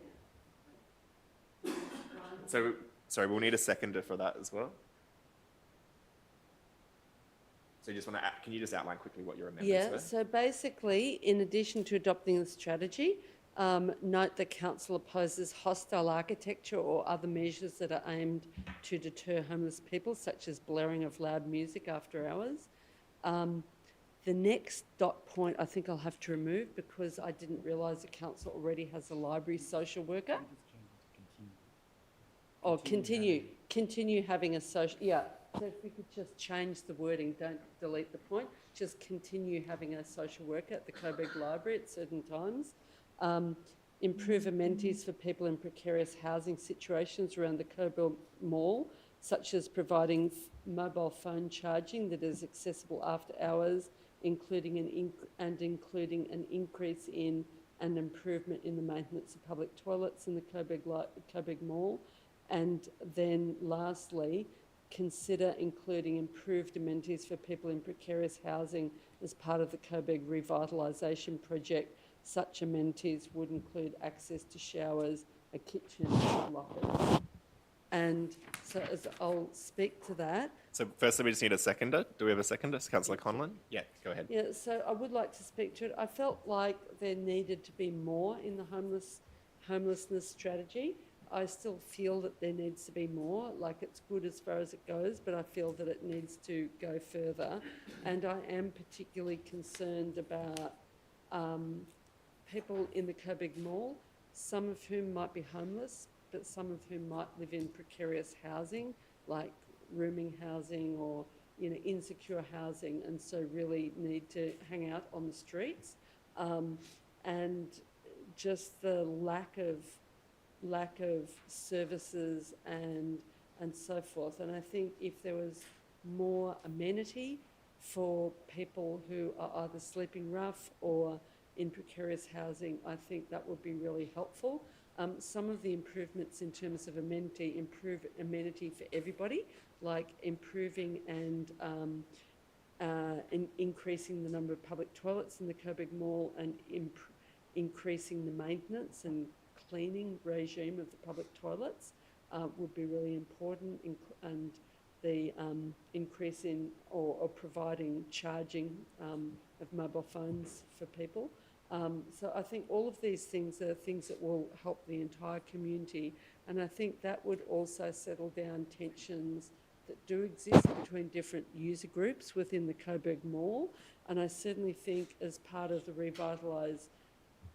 Coburg project, which will take, some years to happen, there does need to be an inclusion of access to, within some sort of community hub that includes the Coburg Library, access to showers, a kitchen and lockers. I know homeless people are meant to have access to showers at the aquatic and leisure centres, but sometimes if people do get turned away if they look too dirty or whatever, and so there is a need for, a dedicated facilities that's part of a community hub so that people can have access to adequate amenities. And I think it's definitely important that we note the opposition to hostile architecture, because we have had an experience with that in the past in Merri-bek Council outside the Coburg Library. Thank you, Councillor Bolton. Councillor Conlon as seconder. Just also reiterating that, I think it's very good that we have this policy. It gives sort of clear direction and to council about where we sit on homelessness, and particularly not moving on rough sleepers and homeless people from our public places.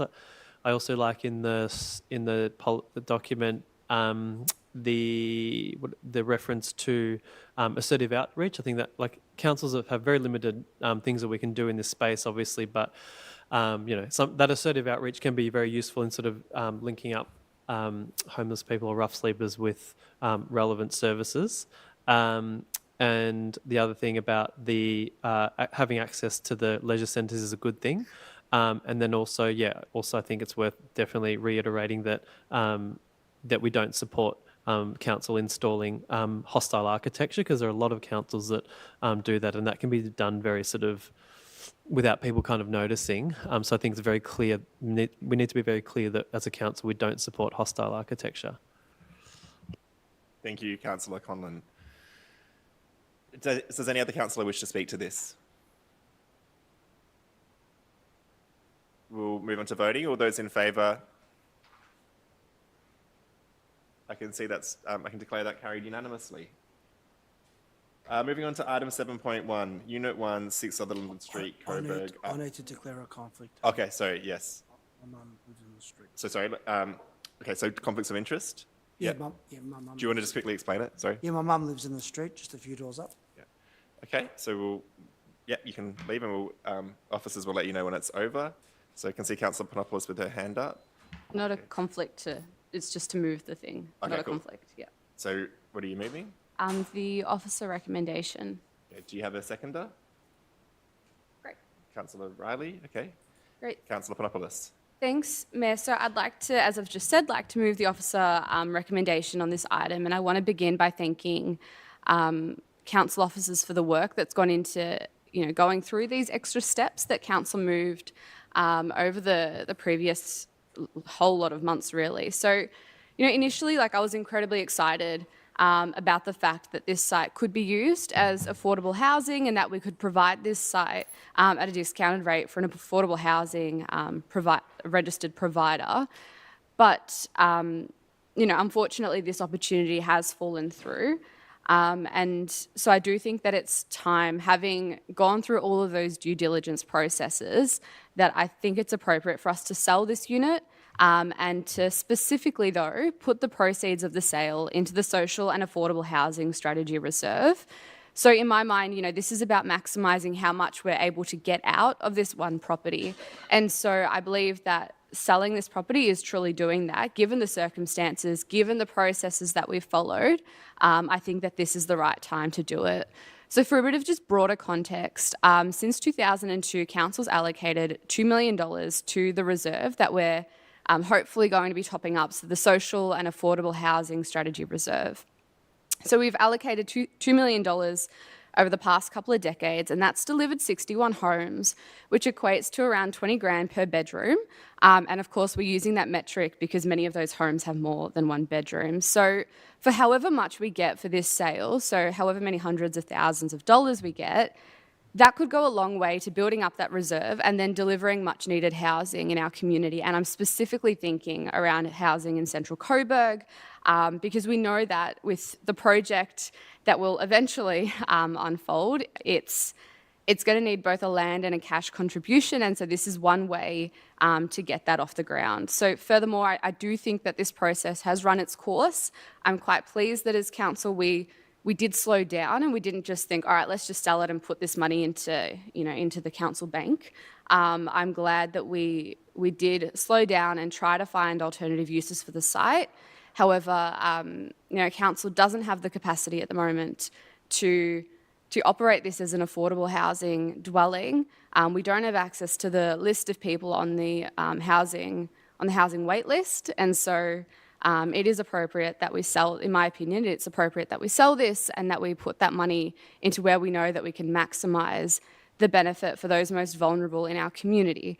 I do also want to note that, in a housing crisis where we know that the supply of housing is important and a critical issue, this unit's been sitting empty now for around 2 years, and so for a couple of different reasons, I think it's time that we make a final decision on this. We put the proceeds of the sale to something good and something that we can really maximise the benefit from for our community. So I urge everyone to vote in favour of this motion this evening. Thank you, Councillor Panopoulos. Councillor Riley. Nothing further to add. Councillor spoke very well. Okay, any other councillor wish to speak to this? Councillor Conlon? I've got an amendment to move. Okay, what's your amendment? It's one of the points that I circulated earlier from Joseph Tobacco today at 6:08 p.m. So it's 0.5. So the amendment would be to retain ownership of the property at Sutherland Street and receive a report exploring options to let the property out to a person or family in need based on a selection process developed by council separate from the community housing model. So that would... Can I just clarify, that's an alternative? Yeah, that's an alternative, not an amendment. Alternative, yeah. Yeah. So you're foreshadowing an alternative. So do you want to speak to this motion then? Yeah. So let's be clear about what we're doing here. If we sell off this house, we are selling off a publicly owned, council-owned property to the private market. So I accept that we've been through an extensive process in asking a community housing association to buy the property and to manage it on council's behalf, and that hasn't worked. So what I'm actually proposing is a very separate and different process to the community housing association model, whereby council would basically do what it has already been doing at this property for the last, I think, 20 years or so, where council owns a property and has let somebody else live in the property for that time. So basically be sort of replicating that model, but developing our own, the key sticking point for officers is how do you select, which is a legitimate one. How does council select a new resident to live in this property, and follow a due process and everything so that it goes through a clear and fair process. So I understand that that's a thing that we would need to do. So what I'm actually proposing is that council develop our own set of criteria in order to choose someone to live here. And I think there is precedent for this. There are other councils around Australia who do this. So for example, La Trobe Council in Tasmania owns and manages 64 properties where they let them out to elderly people and other vulnerable communities. So there is precedent for this. It's not huge in Australia, but I do think that this could be, given the scale of the housing crisis and how much the state and federal governments are absolutely failing and have no intention of really fixing this crisis. I think it's going to take a level of government like council to sort of start to provide a vision and alternative of how this how public housing can be, or publicly owned housing can be delivered.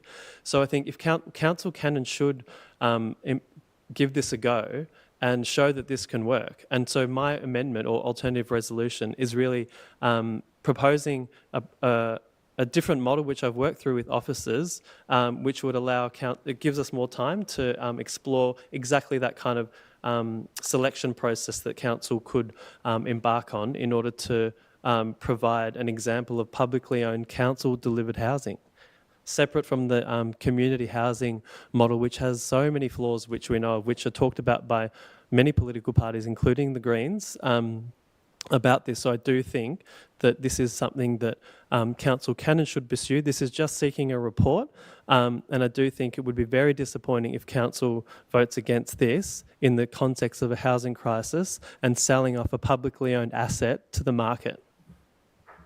Thank you, Councillor Conlon. I want to speak in favour of the report. So, Councillor Conlon suggested this when before we went out to the EOI process, and I think advice from council officers at the time was we don't do this kind of thing. Like, it would require it would be adding a new function to council, and we don't have the kind of role or skills or connection to the lists that is required to manage it, which is why we then did the EOI process, which I was really happy to support, and I thought it was really hoping for that outcome to be successful for Aboriginal Housing Victoria to be able to buy it with funding from the state government and then provide it as housing to somebody on the list of people that they support to get into housing. That hasn't eventuated. I think as a government, we do need to be responsible with the money that we do have. We're not a state or a federal government. We don't have the kind of levels of budget they have to provide public or social housing. We have heard that, by spending $2 million, we've helped provide over 60 homes, I think. So this would be like, say, giving up 700,000 for one home. And it's just not efficient. Like in Wilkinson Street, we donated a block of land worth $4.1 million, and that's going to result in, say, 33 affordable houses. So that's only 120 odd thousand per dwelling, rather than $600,000 or $700,000 for one dwelling. So I think taking advice from officers, taking that we did try to do a creative solution, and that hasn't worked out, I'm okay after going through these extensive processes, selling it and channeling the money into our social and affordable housing strategy reserve and actually getting more dwellings out of this overall, because it's a better investment of our limited resources as a council. I think, I don't think we want to start a precedent of having a council having to spend $700,000 per dwelling it creates, because we Point of order, we're not spending the money, we're foregoing the sale of the property. It's very different. Sure. My point still, we're foregoing the money, but if we wanted to then replicate that elsewhere, we would have to spend that money. So anyway, I just think we've gone through the process. I'm happy to support this. And are there any other councillors that wish to speak to this? Councillor Tapanos. Thank you, Mayor and councillors. I'm speaking in favour of the motion.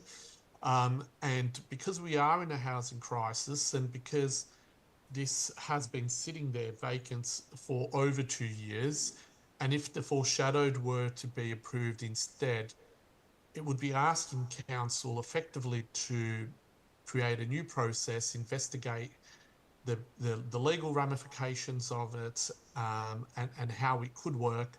And I know that such a big undertaking to create what is effectively a new service offering, which is not done in Victoria, it may be in Tasmania, and I certainly know that it is in London and the UK, but it's not done in Victoria. Asking us to put in a framework for such a thing and then investing the money that this unit would require to bring it to standard, for me means that this dwelling is likely to sit there vacant for many, many years to come.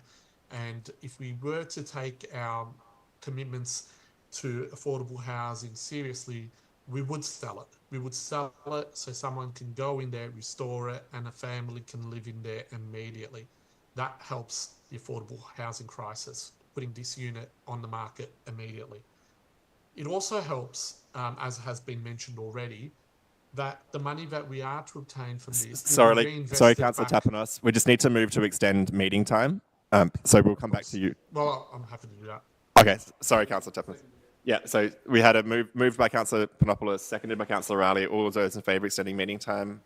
Yeah, I declare that carried. Sorry, Councillor Tapanos, if you do want to just finish up. And I was concluding to say that, as has been mentioned, we will get better value by actually investing this into the Affordable Housing Fund to progress all of these other affordable housing projects which are in desperate need of money. I just wanted to mention the reason why this dwelling is in council's ownership is because it came from a very complicated negotiation many years ago, where we acquired another property and we had to accommodate someone. We are not normally in the business of providing housing. It's not a responsibility under the Local Government Act, but we do have a strong responsibility in supporting affordable housing projects, and the money should be going to that instead of providing one dwelling. Thank you. Councillor Bolton. I wanted to ask one question, then I'll make a short contribution. I was wondering if the director could sort of indicate the proportion of affordable versus social housing in the proposal from Merri-bek Affordable Housing. Which proposal? The main proposal the we've Wilkinson got on Street the one? table. Yeah, Yeah. that one. Which would be, yeah. Through you, Mayor, it's around about 39 dwellings. Thank you. But like, what's the proportion between affordable and social housing? The entire development is a social and affordable housing project. There is no private dwellings within the facility.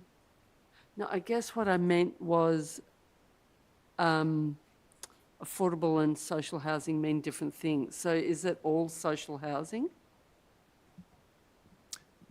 Through you, Mayor, the proposal is being considered for funding at the moment through the state government. So we're hopeful for a positive outcome in relation to that project being funded.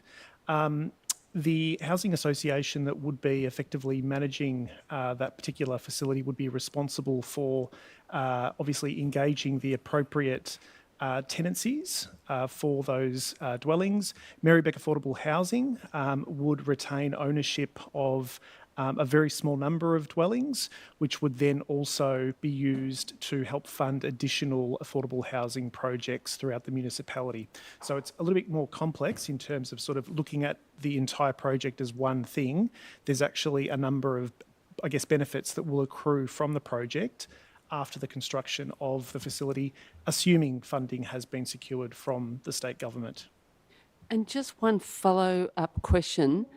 Can Moreland Affordable Housing sell those properties in the future? Or are they in perpetuity? So we're talking about another issue well, now? it sort of is related to this, I guess, but yeah. Well, if everyone just starts talking, we can have a quick response from the director and then we can move on. So the question was, can they sell them in the future? Can the social housing or the community housing association sell the properties in the future? No. So, Councillor Bolton, just to be a bit more explicit to answer your question, the entire project, the entire Wilkinson Street project is social housing. Okay. So hopefully that gives a greater level of comfort in terms of that project. Okay, Yep. alrighty. Great. Okay, so do you want to speak to that? Oh, just very briefly. I mean, I can definitely see where councillors are coming from in thinking, well, actually the Wilkinson Street premises will give, like if that development goes ahead, that will be 39 social housing units. I was particularly interested because I seem to remember that the rules of Moreland Affordable Housing were changed to allow them to be able to sell off at some point in the future. So that's why I asked that particular question. I also see some valid points that Councillor Conlon has raised in terms of retaining something in public ownership and the fact that there are instances where councils have provided housing, sort of public housing, and that's what the old St Kilda Council did, but it was in conjunction with the state government in terms of public housing, which then became a housing provider under Community Housing Association later on. But I think I can definitely see what Councillor Conlon is attempting to do, but I think I'm going to vote in support of this, even though I've got lots of questions about the particular housing association that's engaged with Wilkinson Street. I think I'm going to vote in favour just because it is still better than purely market rent.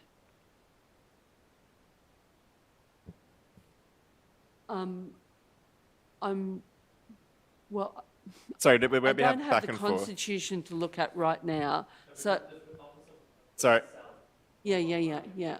Councillor Bolton understands. So will any other councillor wish to speak to this motion, this item? We'll move on to voting. All those in favour? We have a division. Yep, we have a division. So we've got Councillor Bolton, Councillor Riley, Councillor Pulford, Councillor Panopoulos, Councillor Davidson, Councillor Tapanos. Were you voting for that? Yeah, sorry. Councillor Tapanos, against. Councillor Conlon.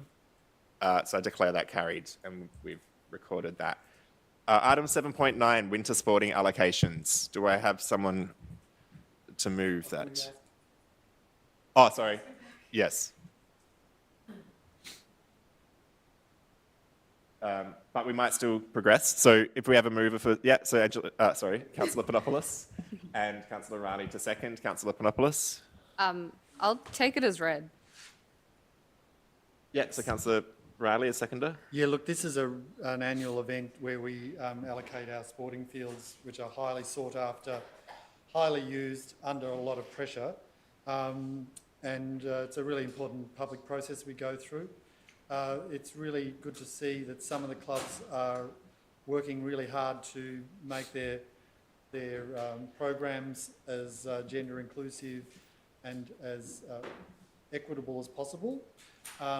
You can see from some of the charts in here that some of them aren't quite doing that, but I reckon many of them will get their organisations into gear to be able to meet that, because if they don't, they're going to eventually lose access to some of our grounds, and I'm sure our officers are working hard to achieve that.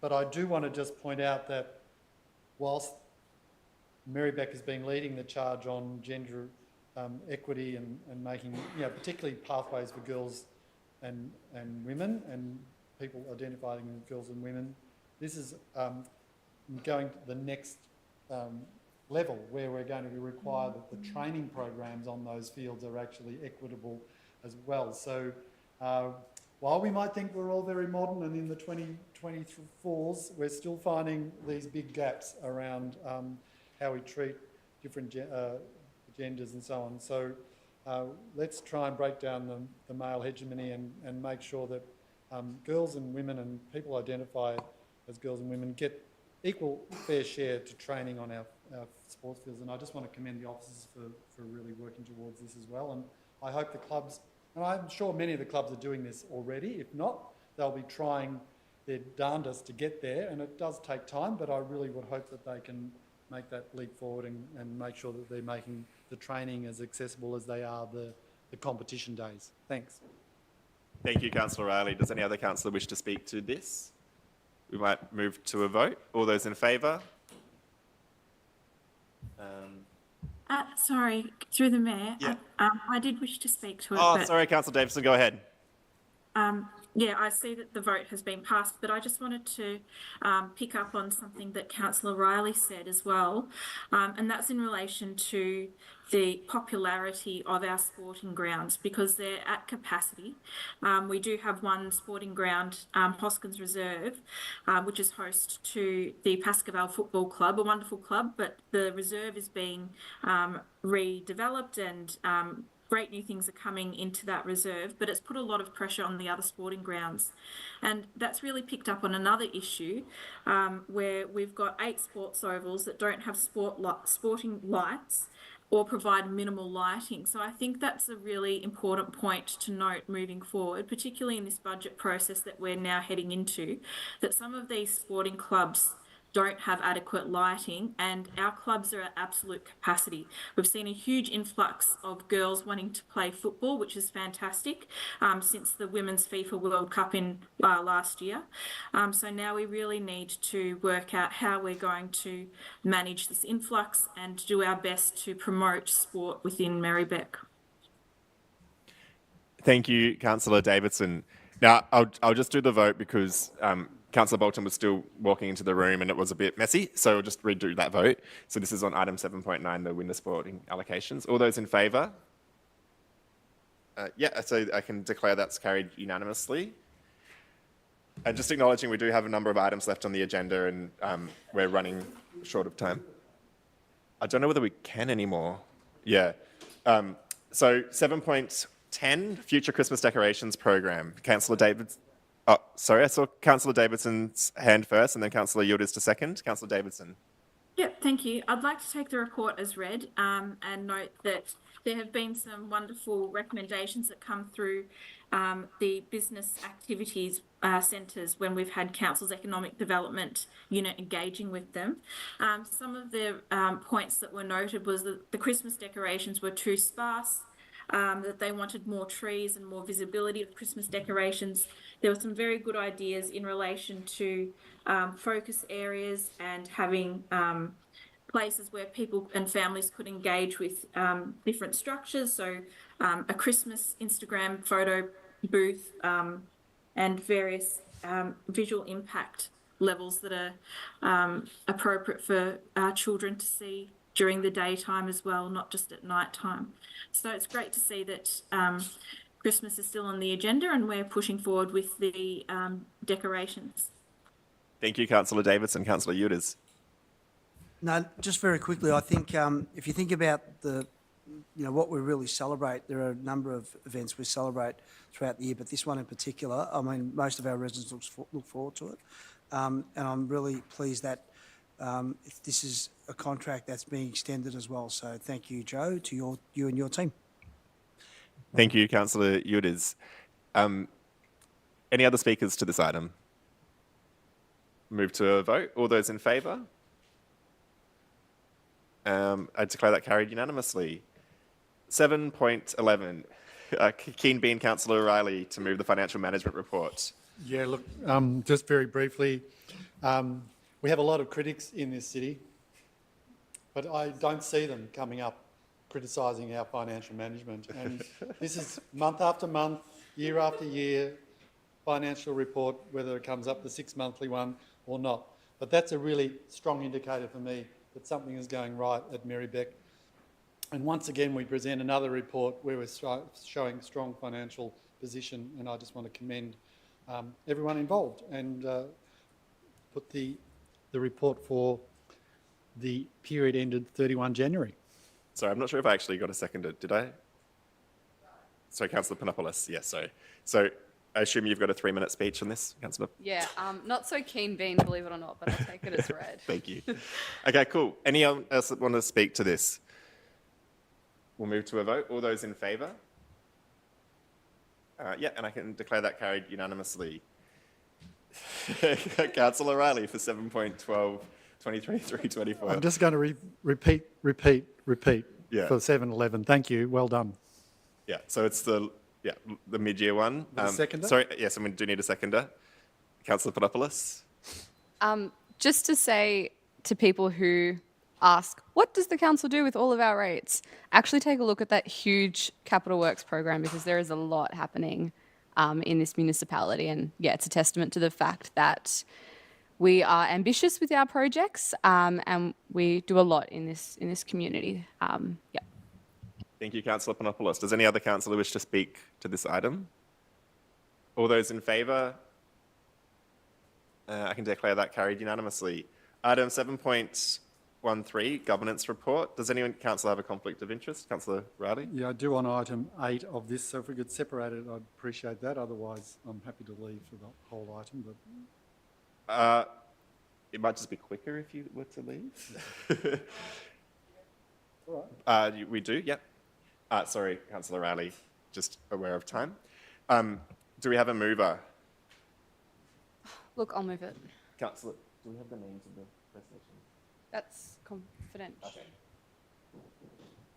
I've had my hand up for a while. Oh, sorry. Yeah, sorry. So Councillor Panopoulos and seconded by Councillor Tapanos. I'm moving a slightly amended version with an additional dot point as circulated. Okay, well, we might, given we already had a mover, sorry, I didn't see your hand, Councillor Tapanos. Can you just remind me what your amendment was and it might be acceptable? So yeah, Councillor.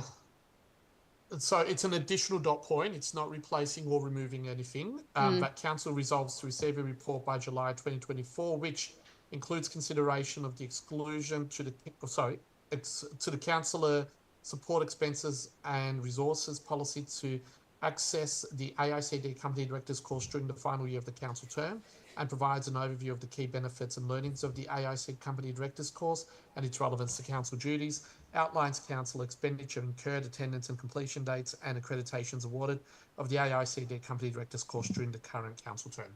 Yeah, I'm happy to have that as part of the motion that I move, if you're keen to second. Thank you. I'm keen to second. Great. And we just have to make sure we've got the names of the people being appointed to the committee also in that motion text, which we'll get up on screen. Yeah, that's okay. Should we just start the vote? Look, I'm happy to speak to it whilst that's happening. So this is a governance report that comes to us quite often, and as usual contains a summary of the record of meetings and a whole bunch about the questions taken on notice. And importantly as well, this is approving the enrolment of Councillor Riley in the AICD Company Directors course. And so this is something that many councillors have enrolled in over the term. And, I think the more training that people can get, the better. So I'm happy to support this. And also importantly, it does include endorsing a motion about accessible public transport for submission to the 2024 ALGA conference. And so this is a really important motion that I know means a lot to so many in our community, and is something that, I know that councillors and community members have been campaigning on for so many years. So it's great to hopefully have this endorsed and put on the radar at the ALGA conference in Canberra in the middle of the year. That's it. And Councillor Tapanos? Thank you, Mayor and Councillors. I'll be brief just to speak to the additional dot point, and that is around the AICD course, which is a fantastic course and one that I've completed myself many years ago in my first term of council. However, I do think that it's a $10,000 course at the moment, and it's a significant investment that the community makes in councillors, in the training of councillors, in the hope that it would result in better decision making. And I do feel a little bit uncomfortable with having many councillors select to do this training course in the final year of a council term. There is no guarantee that any of us would run again or be re-elected.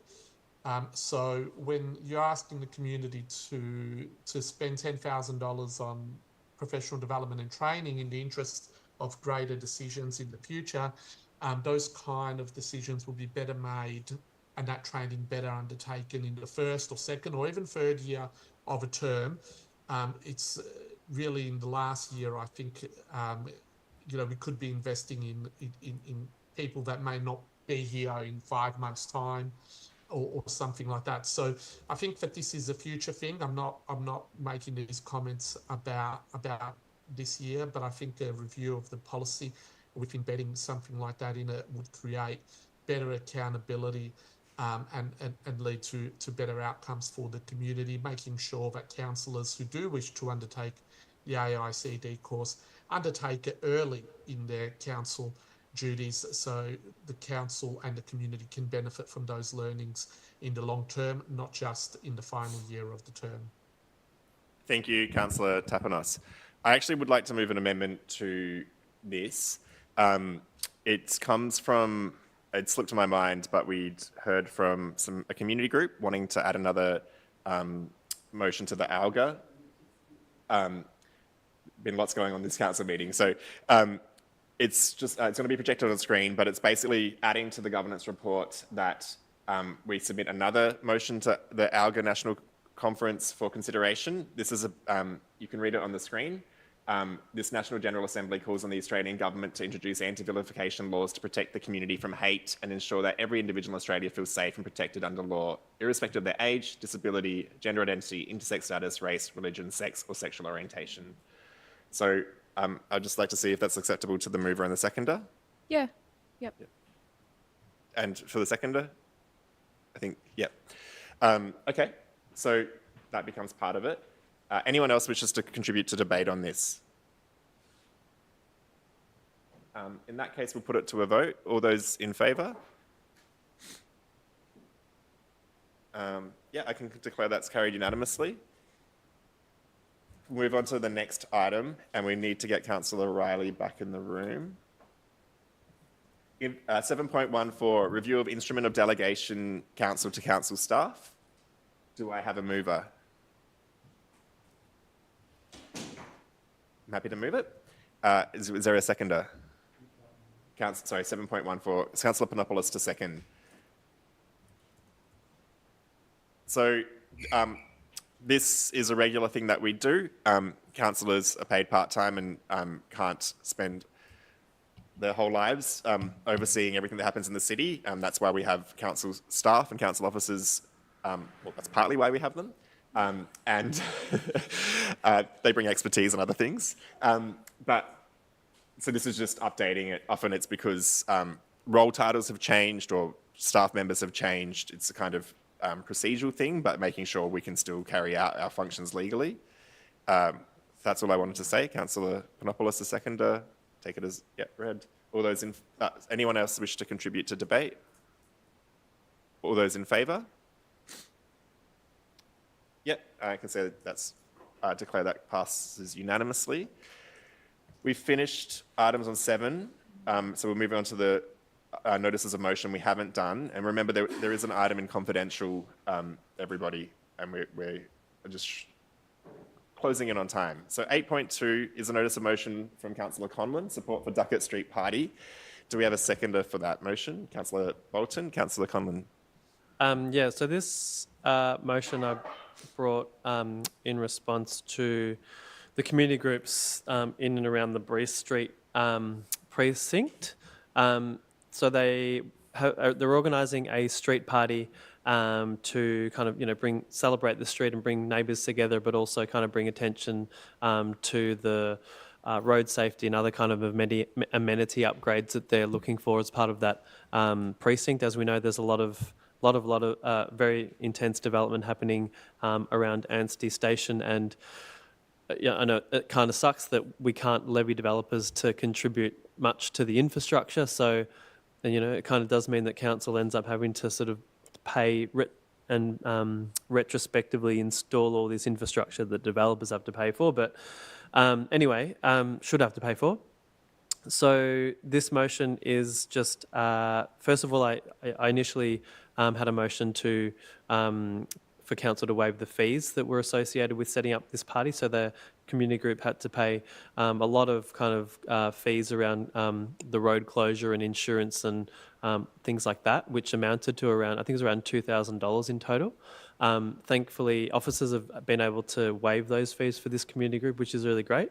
But I'm keeping the part that calls for a report for council to explore how we can support community groups and streamline processes to make it easier for people to run these types of events, because at the moment they're quite obviously prohibitively expensive. Like $2,000 for volunteer run community groups is very expensive, and that's obviously stopping lots of people from doing these types of things. So again, this is sort of fitting in with the kind of, this is the most consistent theme on council. Like if we start to thread what is happening on council, all of these issues are about road safety, and the idea that there's so much reluctance and nervousness amongst councillors about actually changing the way our streets operate. But when you look at the business of council, every council is dominated by road safety issues. But yet, when it comes to councils actually putting their money where their mouth is and actually voting for things that change the way our streets work, which is what the community wants. This idea that it's unpopular is not really backed by any kind of evidence or the experience of the community.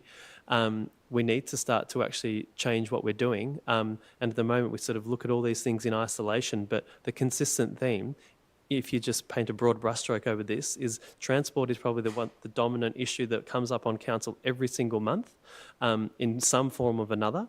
But so consistently, us councillors can commit to the lofty ambitions of these strategies, and then when it comes to actually delivering something on the ground, we're voting against them. So this is a smaller example of that, I don't think this is going to be controversial, but I'm trying to connect the dots to what's happening across this council and all councils. The community is crying out for councils to make the streets safer for them. Thank you, Councillor Conlon. Councillor Bolton, a seconder. Councillor Riley.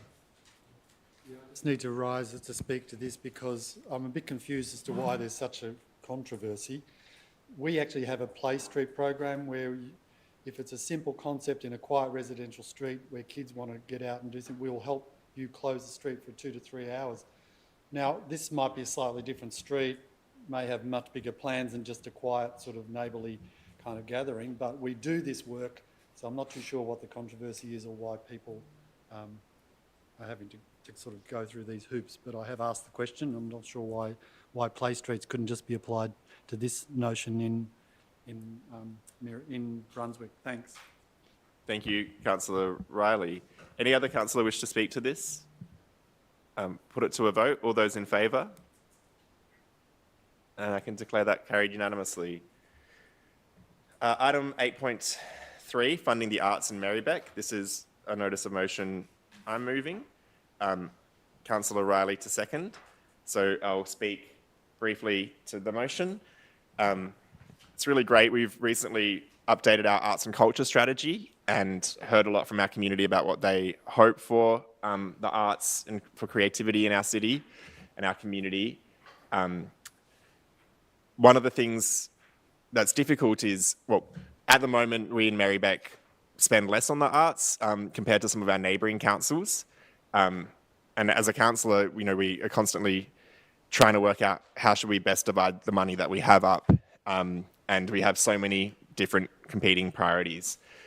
And so it can be hard to kind of take from one area of council to apply to another area of council because there's a lot of need in our community. This report is asking council officers to look into some innovative ways that we might be able to fund the arts, whether that's kind of following the model we use for Merri-bek affordable housing and kind of creating a separate structure that we could get donations to or funding for, whether it's looking at what we could charge developers in our city, but also knowing that if we charge arts levy on developments, we might be able to not charge other levies on developers. So I think calling for a report lets us get that information together, look into some interesting ideas other cities are using around the world to fund the arts, and then see if there's any that we want to pursue. So that's why I'm moving it. Councillor Riley to second. Yeah, thank you. Just really briefly, anything that's going to support the arts and culture programs across our city is worth an endeavour. And, I think we've done some work on our neighbour cities that do their spending, and I think we could improve that. And any way we can do that, whether it's through partnerships or development levies or whatever, is worth pursuing. But I think we should even look at the rest of our priorities and see whether in the budget we can actually contribute more to our. That's my beef, but that's on another pathway. But I'm really supportive of this. Thank you. Thank you, Councillor Riley. Does any other councillor wish to speak to this? We'll move to a vote. All those in favour? And I can declare that's carried unanimously. Item 8.4, libraries without books. Councillor Bolton to move. Does Councillor Bolton have a seconder? Councillor Riley? Councillor Bolton. Okay, so people watching online might be... Sorry, before you start, Councillor Bolton, we do need to have an extension of time. It's 10:30, so Councillor Panopoulos to move, Councillor Riley to second. All those in favour? Yep. Yep. We just heard that carried. Sorry, Councillor Bolton. Yeah, so some people viewing online might be a bit surprised why we've got an item about libraries without books, but there is a massive international trend, and luckily Australia is behind it rather than up the front of the pack, to move towards unstaffed libraries, like fully unstaffed libraries, and libraries without books, or with very few books. And by books, I mean paper books. There is a library in the United States which has 0 paper books. And while, yes, there is the whole digital revolution, there are real digital books are not necessarily forever, and they often with changes of technology, software being incompatible with others, with the hardware, or different softwares being incompatible with each other, it means that unless there's a lot of effort and resources allocated to maintaining digital libraries, books get lost. So I guess this is sort of, I'm hoping that council will basically reject any kind of going in this direction, that council receives a report on the management of book collections and any policy or practice regarding book reductions that may be occurring in Merri-bek libraries. I also understand that state government policy is encouraging this direction through not funding libraries that keep any books beyond 5 years. And there are a lot of precious books that could be chucked out that are older than 5 years old. So I gather Hume Council Library had a very ruthless book culling, and Merri-bek hasn't gone in that direction, thank goodness. But I definitely want to see a report so that we're on the front foot with this. City Library in Flinders Lane, which is probably the busiest library in the state, like of the local public libraries, is having a massive, massive book cull. Sydney University is shutting down some of its libraries. So this trend is starting in Australia, but it is really starting to become rampant in Britain and the United States. Councillor Bolton, Councillor Riley. Thanks, Councillor Bolton, for raising this. I have to say, as a teacher librarian and as a librarian from some decades now, I think you'll find, and I'm really hoping that the results of these report will actually prove quite the contrary. If you were to apply this to schools, you could say a whole different thing, because schools have been underfunded and they've lost a lot of librarians and so on. But I'm not seeing it in our local government area, at least, and I know that our libraries are one of the most valued and used facilities. So why we would muck that model up, I'm not sure, but I'm really pleased that we'll be able to confirm this. I hope I'll be able to stand here in a few weeks and months' time to actually hear that's the case. And actually, the evidence is very strong in the research that physical books are much more useful, especially for learning brains and younger people. And I know the library I work in, we've still got lots of ancient books that do need a lot of culling for other reasons, but we need to make space for them. But, you know, I think there's room for both. And I think we strike that balance quite well in Merri-bek, but I'm really pleased you've raised it and highlighted the problems elsewhere, but I'm really hoping that we don't find that's going to happen here, and I actually think we've got very good acquisition policies. And if you've got a book to donate, drop it to our libraries. I know one of the neighbours over the road did send copies to Brunswick yesterday, so that was really exciting to see, and I really look forward to this work and thank the councillor for raising it. Thank you, Councillor Riley. Does any other Councillor Tapanos? Yeah, just to say, and maybe council officers can confirm or not, but we do have decommission books. That is part of the management of the libraries. But what we do, and I guess this goes to the core of the issue, is invest heavily in the acquisition of new books. And I think it's probably around $900,000 or $1 million a year, which is a significant investment. So I understand where this is coming from, but if its intention is to never decommission books, then that's probably not entirely appropriate as well. You need the balance, you need to acquire books, and you need to constantly renew the collection. And from my perspective, whatever we do here, and I'm sure the director will fill us in on more information, is working. It's working well, and there are some books I'm sure that have a real special significance, particularly to our local area. And we also have some of the largest collections in our libraries of books in other languages, which we value dearly. So I feel that this motion is probably unneeded, but I do understand that if it's a trend elsewhere, it's great to be aware of it. but I also think it's a discussion we need to have more broadly about our library services. Some of the most utilised areas of our library services are the use of computers and meeting rooms, and it all needs a holistic and balanced approach to the service offering that we offer. And I hope that I'm going to vote for this, and I hope that this thinking will be embedded into the broader library strategies. Thank you, Councillor Tapanos. Does any other councillor wish to speak? We'll move on to voting. All those in favour? And that's carried unanimously, and it will be written like that. On to item 8.6, Hudson Street, which is Councillor Bolton. Does Councillor Bolton have a seconder? Dangers for cyclists and pedestrians at Hudson. I'm happy to second. Yeah, so for people who might not be aware, who might not travel through this intersection very often, Victoria Street Mall extends under the Sky Rail across Hudson Street at a roundabout, and then up towards the Bush Reserve, where it sort of then turns and heads on into Munro Street.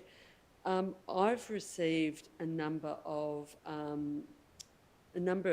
complaints from people about the dangers of travelling through this roundabout. It's probably something that, I mean, roundabouts are very dangerous for cyclists, and it probably is a roundabout that should be replaced with some other form of traffic management. But it is a major thoroughfare into Merri-bek area, into the Coburg Mall. And then also, I think there are a lot of people, especially cyclists, who avoid Munro Street and travel on Victoria Street in preference, because it's quite a wide, very wide street on the western side of the roundabout. So but also a lot of traffic is directed by Vic Roads to bypass the Coburg Shopping Centre and go up Hudson Street to get onto Bell Street. So it's a major through road, and as Munro Street and Hudson Street get busier and busier, it means that the dangers are magnified at this particular intersection. So it's sort of like a major intersection leading into the Coburg Shopping Centre, and it might not seem so major from a car driver's point of view, but because cars don't come in that way. But from a cyclist point of view, especially people living in the Coburg area, it is a major route, and as well as for pedestrians as well, a major route into the Coburg Shopping Centre. So there is quite a lot of anecdotal evidence about the dangers of that intersection, that roundabout. Thank you, Councillor Bolton. I won't speak to this. Does any other councillor wish to speak to this? All those in favour? So go to voting. All those in favour? Yeah. Can declare that carried unanimously.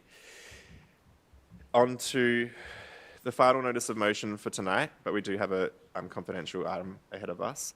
8.7, engaging with small businesses in neighbourhood activity centres. This is from Councillor Davidson. Councillor Davidson, do you have a seconder? Is there a seconder for this notice of motion? Councillor Yildiz. So Councillor Davidson to speak.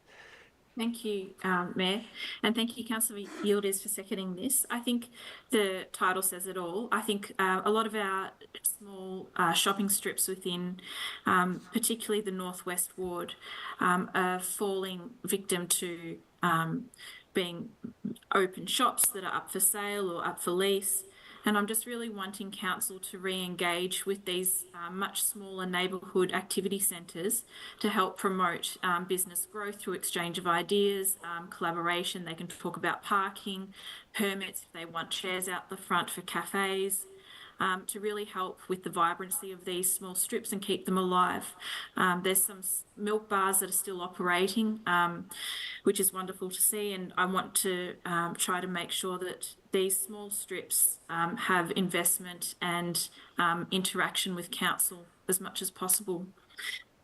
So I'm just hoping to receive a report back to really look at what gaps we're facing and how we can better help small businesses in these neighbourhood activity centres. Thank you, Councillor Davidson. Councillor Yildiz. Yeah, just very quickly, good call, Councillor Davidson.